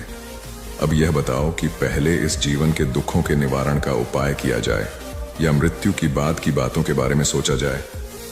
मलुक के पुत्र अब समझ चुका था और उसकी जिज्ञासा शांत हो गई। एक दिन एक व्यक्ति बुद्ध के पास पहुंचा। वह बहुत अधिक तनाव में था। अनेक प्रश्न उसके दिमाग में घूम घूम कर उसे परेशान कर रहे थे, जैसे आत्मा क्या है, आदमी मृत्यु के बाद कहां जाता है, सृष्टि का निर्माता कौन है, स्वर्ग नरक की अवधारणा कहां तक सच है और ईश्वर है या नहीं। उसे इन प्रश्नों के उत्तर नहीं मिल रहे थे। जब वह बुद्ध के पास पहुंचा तो उसने देखा कि बुद्ध को कई लोग घेर कर बैठे हैं। बुद्ध उन सभी के प्रश्नों व जिज्ञासाओं का समाधान अत्यंत सहज भाव से कर रहे हैं। काफी देर तक यह क्रम चलता रहा, किंतु बुद्ध धैर्यपूर्वक हर एक को संतुष्ट करते रहे। बेचारा व्यक्ति वहां का हाल देखकर परेशान हो गया। उसने सोचा कि इन्हें दुनियादारी के मामलों में पड़ने से क्या लाभ, अपना भगवत भजन करें और बुनियादी समस्याओं से ग्रस्त इन लोगों को भगाएं। किंतु बुद्ध का व्यवहार देखकर तो ऐसा लग रहा था मानो इन लोगों का दुख उनका अपना दुख है। आखिर उस व्यक्ति ने पूछ ही लिया, महाराज, आपको इन सांसारिक बातों से क्या लेना देना? बुद्ध बोले, मैं ज्ञानी नहीं हूं और इंसान हूं। वैसे भी वह ज्ञान किस काम का जो इतना घमंडी और आत्म केंद्रित हो कि अपने अतिरिक्त दूसरे की चिंता ही न कर सके। ऐसा ज्ञान तो अज्ञान से भी बुरा है। बुद्ध की बातें सुनकर व्यक्ति की उलझन दूर हो गई। उस दिन से उसकी सोच व आचरण दोनों बदल गए। कथा का सार यह है कि ज्ञान तभी सार्थक होता है जब वह लोक कल्याण में संलग्न हो। महात्मा बुद्ध एक गांव में ठहरे हुए थे। वे प्रतिदिन शाम को वहां पर सत्संग करते थे। भक्तों की भीड़ होती थी क्योंकि उनके प्रवचनों से जीवन को सही दिशा बोध प्राप्त होता था। बुद्ध की वाणी में गजब का जादू था। उनके शब्द श्रोता के दिल में उतर जाते थे। एक युवक प्रतिदिन बुद्ध का प्रवचन सुनता था। एक दिन जब प्रवचन समाप्त हो गए तो वह बुद्ध के पास गया और बोला, महाराज, मैं काफी दिनों से आपके प्रवचन सुन रहा हूं, किंतु यहां से जाने के बाद मैं अपने गृहस्थ जीवन में वैसा सदाचरण नहीं कर पाता जैसा यहां से सुनकर जाता हूं। इससे सत्संग के महत्व पर शंका भी होने लगती है। बताइए मैं क्या करूं? बुद्ध ने युवक को बांस की एक टोकरी देते हुए उसमें पानी भरकर लाने के लिए कहा। युवक टोकरी में जल भरने में असफल रहा। बुद्ध ने यह कार्य निरंतर जारी रखने के लिए कहा। युवक प्रतिदिन टोकरी में जल भरने का प्रयास करता, किंतु सफल नहीं हो पाता। कुछ दिनों बाद बुद्ध ने उससे पूछा, इतने दिनों से टोकरी में लगातार जल डालने से क्या टोकरी में कोई फर्क नजर आया? युवक बोला, एक फर्क जरूर नजर आया है। पहले टोकरी के साथ मिट्टी जमा होती थी, अब वह साफ दिखाई देती है। कोई गंदगी नहीं दिखाई देती है और इसके छेद पहले जितने बड़े नहीं रह गए, वे बहुत छोटे हो गए हैं। तब बुद्ध ने उसे समझाया, यदि इसी तरह उसे पानी में निरंतर डालते रहोगे तो कुछ ही दिनों में ये छेद फूल कर बंद हो जाएंगे और टोकरी में पानी भर पाओगे। इसी प्रकार जो निरंतर सत्संग करते हैं उनका मन एक दिन अवश्य निर्मल हो जाता है। अवगुणों के छिद्र भरने लगते हैं और गुणों का जल भरने लगता है। युवक ने बुद्ध से अपनी समस्या का समाधान पा लिया। निरंतर सत्संग से दुर्जन भी सज्जन हो जाते हैं, क्योंकि महापुरुषों की पवित्र वाणी उनके मानसिक विकारों को दूर कर उनमें सद्विचारों का आलोक प्रसारित कर देती है। एक आदमी को बुद्ध ने सुझाव दिया कि दूर से पानी लाते हो, क्यों नहीं अपने घर के पास एक कुआं खोद लेते? हमेशा के लिए पानी की समस्या से छुटकारा मिल जाएगा। सलाह मानकर उस आदमी ने कुआं खोदना शुरू किया, लेकिन 7-8 फीट खोदने के बाद उसे पानी तो क्या, गीली मिट्टी का भी चिन्ह नहीं मिला। उसने वह जगह छोड़कर दूसरी जगह खुदाई शुरू की, लेकिन 10 फीट खोदने के बाद भी उसमें पानी नहीं निकला। उसने फिर तीसरी जगह कुआं खोदना शुरू किया, लेकिन यहां भी उसे निराशा ही हाथ लगी। इस क्रम में उसने 8-10 फीट के 10 कुएं खोद डाले, लेकिन पानी कहीं नहीं मिला। वह निराश होकर बुद्ध के पास गया उसने बुद्ध को बताया कि मैंने 10 कुएं खोद डाले मगर पानी एक में भी नहीं निकला। बुद्ध को आश्चर्य हुआ। वे स्वयं चलकर उस स्थान पर आए जहां उसने 10 गड्ढे खोदे हुए थे। बुद्ध ने उन गड्ढों की गहराई देखी और सारा माजरा समझ गए। फिर वे बोले, 10 कुएं खोदने की बजाय एक कुएं में ही तुम अपना सारा परिश्रम लगाते तो पानी कब का मिल गया होता। तुम सब गड्ढों को बंद कर दो, केवल एक को गहरा करते जाओ, पानी निकल आएगा। उसने बुद्ध की बात मानकर ऐसा ही किया। परिणाम स्वरूप कुआं पूर्ण होते ही पानी निकल आया। सबने भगवान बुद्ध की जय जयकार की। धन्ना सेठ के पास 7 पुश्तों के पालन पोषण जितना धन था। उसका व्यापार चारों तरफ फैला हुआ था, किंतु फिर भी उसका मन अशांत रहता था। कभी धन की सुरक्षा की चिंता तो कभी व्यापारिक प्रतिस्पर्धा में आगे निकलने का तनाव। चिंता और तनाव के कारण वह अस्वस्थ रहने लगा। उसके मित्र ने उसकी गिरती दशा देखी तो उसे बुद्ध के पास जाने की सलाह दी। सेठ बुद्ध के पास पहुंचा और अपनी समस्या बताई। बुद्ध ने उसे सांत्वना देते हुए कहा, तुम घबराओ मत, तुम्हारा कष्ट अवश्य दूर होगा, बस तुम यहाँ कुछ दिन रहकर ध्यान किया करो। बुद्ध के कहे अनुसार सेठ ने रोज ध्यान करना शुरू कर दिया, किंतु सेठ का मन ध्यान में नहीं लगा। वह जैसे ही ध्यान करने बैठता उसका मन फिर अपनी दुनिया में चला जाता। उसने बुद्ध को यह बात बताई, किंतु बुद्ध ने कोई उपाय नहीं बताया। थोड़ी देर बाद जब सेठ बुद्ध के साथ वन में सायंकालीन भ्रमण कर रहा था तो उसके पैर में एक कांटा चुभ गया। वह दर्द के मारे कराहने लगा। बुद्ध ने कहा, बेहतर होगा कि तुम जी खड़ा कर कांटे को निकाल दो, तब इस दर्द से मुक्ति मिल जाएगी। सेठ ने मन कड़ा कर कांटा निकाल दिया। उसे चैन मिल गया। तब बुद्ध ने उसे समझाया, ऐसे ही लोभ, मोह, क्रोध, घमंड व द्वेष के कांटे तुम्हारे मन में गड़े हैं। जब तक अपने मन की संकल्प शक्ति से उन्हें नहीं निकालोगे, अशांत ही रहोगे। सेठ का अज्ञान बुद्ध के इन शब्दों से दूर हो गया और उसने निर्मल हृदय की राह पकड़ ली। अपनी कुप्रवृत्तियों से मुक्ति के लिए संकल्पबद्धता अनिवार्य है। जब तक व्यक्ति दृढ़ निश्चय न कर। एक युवक ने बुद्ध से आकर कहा, मेरा गांव अशिक्षित है, मैं अपने परिवार से झगड़कर थोड़ा बहुत पढ़ पाया हूं, आगे और पढ़ना चाहता हूं, किंतु सभी रोक रहे हैं। घर के लोग सोचते हैं कि खेती में खूब पैसा है और उसके लिए किसी शिक्षा की आवश्यकता नहीं है। यही सोच गांव वालों की भी है। कृपया आप मेरे गांव चलकर वहां शिक्षा का प्रसार करवाइए। बुद्ध युवक की बात मानकर गांव आ गए। धर्म भीरू ग्रामीणों ने बुद्ध का सत्कार किया और रोज उनके प्रवचन सुनने आने लगे। बुद्ध जब भी शिक्षा का महत्व बताते, ग्रामीण विरोधी मत रखते। एक दिन एक महिला अपने 5 साल के बच्चे के लिए पूछने लगी कि उसे किस उम्र से शिक्षा दिलवाए। तब बुद्ध ने समझाया कि तुम्हें तो 5 वर्ष पूर्व उसकी शिक्षा शुरू कर देनी थी। उसे क्या खाना है, क्या नहीं, कैसे क्या बोलना है आदि बातें शुरू से सिखाओगी, तभी तो वह अपना उचित ख्याल रख सकेगा। बुद्ध की यह बात महिला सहित सभी ग्रामीणों को समझ में आ गई। उन्होंने अपने बच्चों को विद्यालय भेजना शुरू किया। यह समय वर्षा का था। युवक ने लोगों को जल संग्रहण की तकनीक बताई। अधिकांश ने उपहास किया, किंतु युवक अपना काम करता रहा। बुद्ध का सहयोग प्राप्त था, इसलिए किसी ने उसका खुलकर विरोध नहीं किया। जब गर्मी में भीषण जल संकट के कारण फसलें सूखने लगीं, तो युवक ने कुएं खुदवाए, जिनमें जल संग्रहण की तकनीक के कारण खूब पानी निकला। ग्रामीण अब शिक्षा का महत्व समझ चुके थे। धीरे धीरे संपूर्ण गांव शिक्षित हो गया। ज्ञान हर उम्र में अर्जित किया जा सकता है। यही ज्ञान हमें जीवन में आने वाली समस्याओं के समाधान की राह सुझाता है। आम्रपाली बौद्ध काल में वैशाली के वृज्जसंघ की इतिहास प्रसिद्ध लिच्छवी राजनृत्यांगना थी। इनका एक नाम अम्बपाली या अम्बपालिका भी है। आम्रपाली अत्यंत सुंदर थी और कहते हैं जो भी उसे एक बार देख लेता वह उस पर मुग्ध हो जाता था।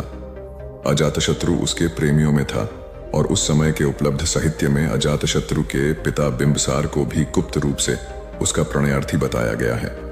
आम्रपाली को लेकर भारतीय भाषाओं में बहुत से काव्य, नाटक और उपन्यास लिखे गए हैं। एक बार की बात है, महात्मा बुद्ध अपने शिष्यों के साथ घूमते हुए वैशाली नगरी में पहुंचे। वैशाली को उस समय 16 महाजनपदों में एक महत्वपूर्ण जनपद माना जाता था, जिसकी ख्याति दूर दूर तक फैली हुई थी। यह नगरी परम वैभवशाली और हर तरफ से संपन्न थी। महात्मा बुद्ध के आने की बात पूरे नगर में फैलते देर न लगी। जिसे जब पता चलता वह तभी उनसे मिलने पहुंच जाता और उनके उपदेश सुनकर खुद को भाग्यशाली समझता। बुद्ध का चरित्र ही ऐसा प्रभावशाली था कि उनसे प्रभावित हुए बिना कोई नहीं रह सका। उस नगर की गणिका और राजनर्तकी आम्रपाली भी बुद्ध से मिलने की इच्छुक थी। वह खुद महात्मा बुद्ध के पास चलकर आई और उन्हें अपने घर भोजन के लिए आमंत्रित किया। उसने इतने सरल और प्रेम भाव से बुद्ध से विनती की कि बुद्ध मना नहीं कर सके। जब यह बात उनके शिष्यों को पता चला कि महात्मा बुद्ध ने एक गणिका का आमंत्रण स्वीकार किया है, तो सबने इसका विरोध किया। महात्मा बुद्ध ने बड़ी सरलता से अपने शिष्यों से कहा, मैंने तो उसकी प्रेम भावना देखी। उसने जिस भावना से मुझे बुलाया है वह बिल्कुल पवित्र और निश्चल था। वह आज मुझसे मिलने एक गणिका बनकर नहीं बल्कि एक भक्ति भाव से आई थी। फिर भला मैं कैसे उसका आमंत्रण स्वीकार न करता, वह चाहे एक वेश्या हो या फिर कोई सन्यासी। यथा समय बुद्ध आम्रपाली के घर भोजन के लिए गए। वह पहले से ही भोजन की सारी व्यवस्था करके भगवान बुद्ध के आने की राह देख रही थी। मन में यह विचार भी आ रहा था कि कहीं बुद्ध अपनी बात से मुकर न जाए। इतने बड़े सन्यासी भला क्यों एक वेश्या के बुलाने पर उसके घर आकर भोजन करेंगे। परंतु जैसे ही आम्रपाली ने बुद्ध को अपने घर आते देखा, उसकी प्रसन्नता का ठिकाना न रहा। वह दौड़कर दरवाजे पर गई और उनका स्वागत किया। खुद अपने हाथों से भोजन परोसा और उनकी अवगत की। महात्मा बुद्ध के शिष्यों ने जो उनके साथ आए थे, जब एक वेश्या को, जिसके कदमों में खुद सम्राट बिंबिसार से लेकर अजातशत्रु थे, पूरी वैशाली जिसके एक झलक पाने के लिए तरसती थी, उसे एक सन्यासी के लिए ऐसा व्यवहार करते देख बुद्ध के शिष्यों के मन में अपने गुरु के लिए सम्मान और ज्यादा बढ़ गया। आम्रपाली ने महात्मा बुद्ध के व्यक्तित्व के बारे में जैसा सुना था, उनसे मिलने के बाद वह उससे ज्यादा प्रभावित हुई और उसी समय वह बुद्ध की शरण में चली गई। अपनी सारी संपत्ति वह बौद्ध मठ के नाम करके आजीवन भिक्षुणी बन गई। बहुत पुरानी बात है। गौतम बुद्ध एक शहर में प्रवास कर रहे थे। उनके कुछ शिष्य भी उनके साथ थे। उनके शिष्य एक दिन शहर में घूमने निकले तो उस शहर के लोगों ने उन्हें बहुत बुरा भला कहा। शिष्यों को बहुत बुरा लगा और वे वापस लौट गए। गौतम बुद्ध ने जब देखा कि उनके सभी शिष्य बहुत क्रोध में दिख रहे हैं, तो उन्होंने पूछा, क्या बात है, आप सभी इतने तनाव में क्यों दिख रहे हैं? तभी एक शिष्य क्रोध में बोला, हमें यहाँ से तुरंत प्रस्थान करना चाहिए। जब हम बाहर शहर में घूमने गए तो यहाँ के लोगों ने बिना वजह हमें बहुत बुरा भला कहा। जहाँ हमारा सम्मान न हो वहाँ हमें एक पल भी नहीं रहना चाहिए। यहाँ के लोग सिर्फ दुर्व्यवहार के सिवा कुछ जानते ही नहीं हैं। गौतम बुद्ध ने मुस्कुराकर कहा, क्या किसी और जगह पर तुम सद्व्यवहार की अपेक्षा रखते हो? दूसरा शिष्य बोला, इस शहर से तो भले लोग ही होंगे। तब गौतम बुद्ध बोले, किसी जगह को सिर्फ इसलिए छोड़ देना गलत होगा कि वहां के लोग दुर्व्यवहार करते हैं। हम तो संत हैं। हमें तो कुछ ऐसा करना चाहिए कि जिस स्थान पर भी जाएं, उस स्थान को तब तक न छोड़े जब तक अपनी अच्छाइयों से वहां के लोगों को सुधार न दें। हम जिस भी स्थान पर जाएं, वहां के लोगों का कुछ न कुछ भला करके ही वापस लौटें। हमारे अच्छे व्यवहार के बाद वह कब तक बुरा व्यवहार करेंगे? आखिर में उन्हें सुधरना ही होगा। वास्तविकता में संतों का कार्य तो ऐसे लोगों को सुधारना ही होता है। सही चुनौती वो है जब हम विपरीत परिस्थितियों में खुद को साबित कर सकें। ये सभी बातें सुनकर बुद्ध के प्रिय शिष्य आनंद ने प्रश्न किया, उत्तम व्यक्ति किसे कहते हैं? इस पर बुद्ध ने जवाब दिया, जिस प्रकार युद्ध में बढ़ता हुआ हाथी चारों तरफ के तीर सहते हुए भी आगे बढ़ता जाता है, ठीक उसी तरह उत्तम व्यक्ति भी दूसरों के अपशब्दों को सहते हुए अपना कार्य करता रहता है। खुद को वश में करने वाले प्राणी से उत्तम कोई और नहीं हो सकता। गौतम बुद्ध की बात शिष्यों को अच्छी तरह से समझ में आ गई और उन्होंने वहां से जाने का इरादा त्याग दिया। एक बार गौतम बुद्ध से अभय राजकुमार ने प्रश्न किया कि क्या श्रमण गौतम कभी कठोर वचन कहते हैं? उसने सोच रखा था कि नहीं कहने पर वह बताएगा कि एक बार उन्होंने देवदत्त को नरकगामी कहा था, और यदि हाँ कहे तो उसने पूछा, जा सकता है कि जब आप कठोर शब्दों का प्रयोग करने से स्वयं को रोक नहीं पाते, तब दूसरों को ऐसा उपदेश कैसे देते हैं? बुद्ध ने अभय के प्रश्न का आशय जान लिया। उन्होंने कहा, इसका उत्तर न तो हाँ में दिया जा सकता है और न नहीं में। अभय की गोद में उस समय एक छोटा बालक था। उसकी ओर इशारा करते हुए बुद्ध ने पूछा, राजकुमार, यदि दाई के अनजाने में यह बालक अपने मुख में कांट का टुकड़ा डाल ले, तब तुम क्या करोगे?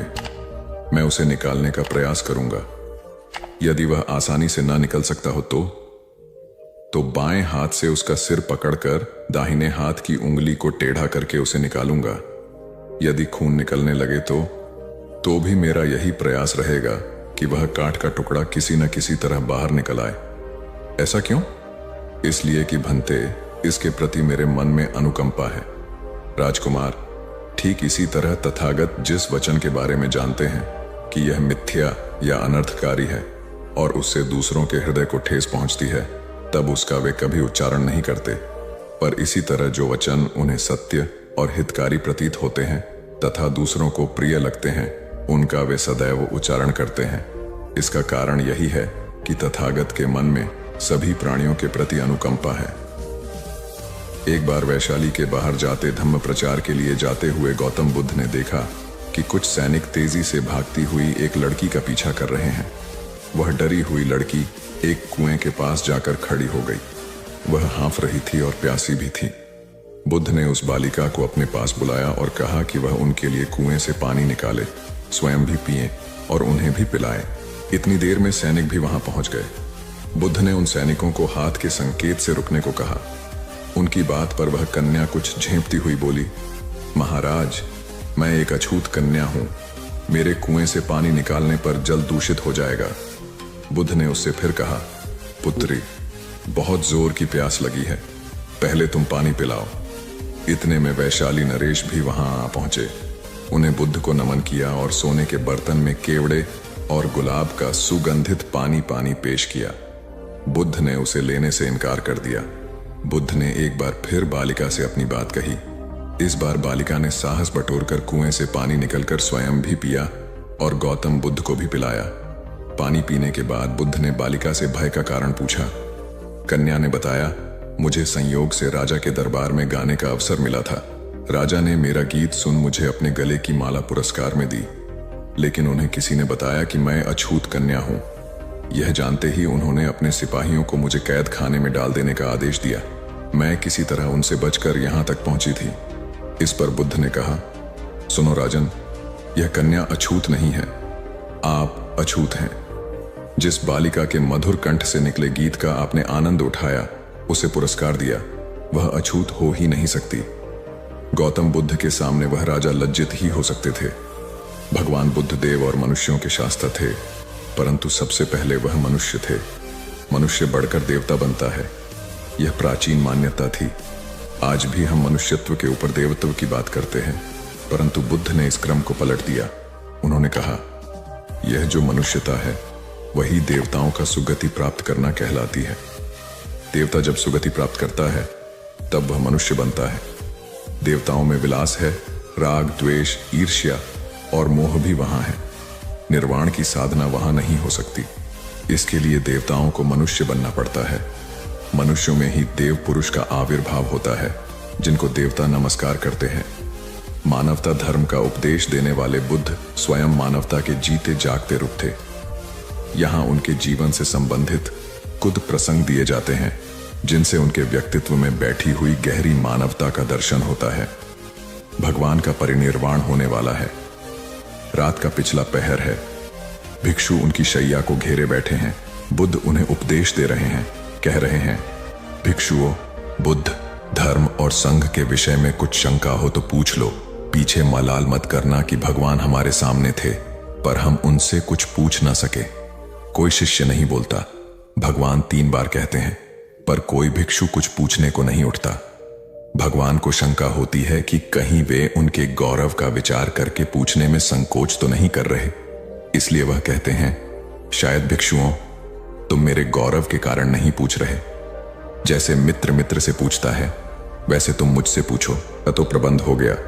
यह कहकर वहां से जाने लगा। उधर हिरण और कौआ अपने मित्र को ऐसे शिकारी के कैद में देखकर दुखी होने लगे। तभी शिकारी भोजन में कछुए को खाने वाला है। यह सुनकर हिरण और कौवे ने एक योजना बनाई।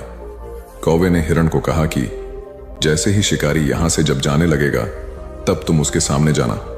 जब शिकारी तुम्हें देखेगा तो अपनी पोटली जमीन पर रखकर तुम्हें पकड़ने के लिए जैसे ही दौड़ेगा, मैं जमीन पर रखी हुई पोटली पकड़कर उड़ जाऊंगा और तुम वहां से भाग जाना। जैसे ही शिकारी वहां से जाने लगा, हिरनी उसके सामने आ गई।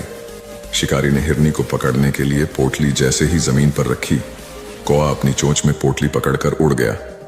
शिकारी हिरण को पकड़ने के लिए दौड़ा और पीछे मुड़कर देखा, कौआ पोटली चोंच में पकड़कर उड़ रहा था और इधर हिरण पलक झपटे ही भाग गई। शिकारी निराश होकर घर लौट गया। कौवे ने पोटली को महफूज जगह पर रखा और कछुए को शिकारी के चंगुल से आजाद कराया और तीनों मित्र आनंद से रहने लगे। इससे हमें यह सीख मिलती है कि असली दोस्ताना वही जो समय पर काम आए। एक किसान था जिसके 2 बेटे थे। वह बहुत ही आलसी और निकम्मे थे। वह अपने पिता को कामकाज में हाथ बटाने के बजाय आलस किया करते थे, इधर उधर घूमते फिरते थे। किसान को अपने बेटों की बहुत फिक्र थी। वह सोचते थे कि मेरे मरने के बाद इनका क्या होगा, ये अपना पेट कैसे भरेंगे, अपने परिवार को कैसे संभाल पाएंगे। एक दिन किसान की हालत बहुत ही गंभीर थी। कहने का मतलब किसान मरने की हालत में था। तभी किसान ने अपने दोनों बेटों को बुलाकर उनसे कहा कि हमारे खेत में एक खजाना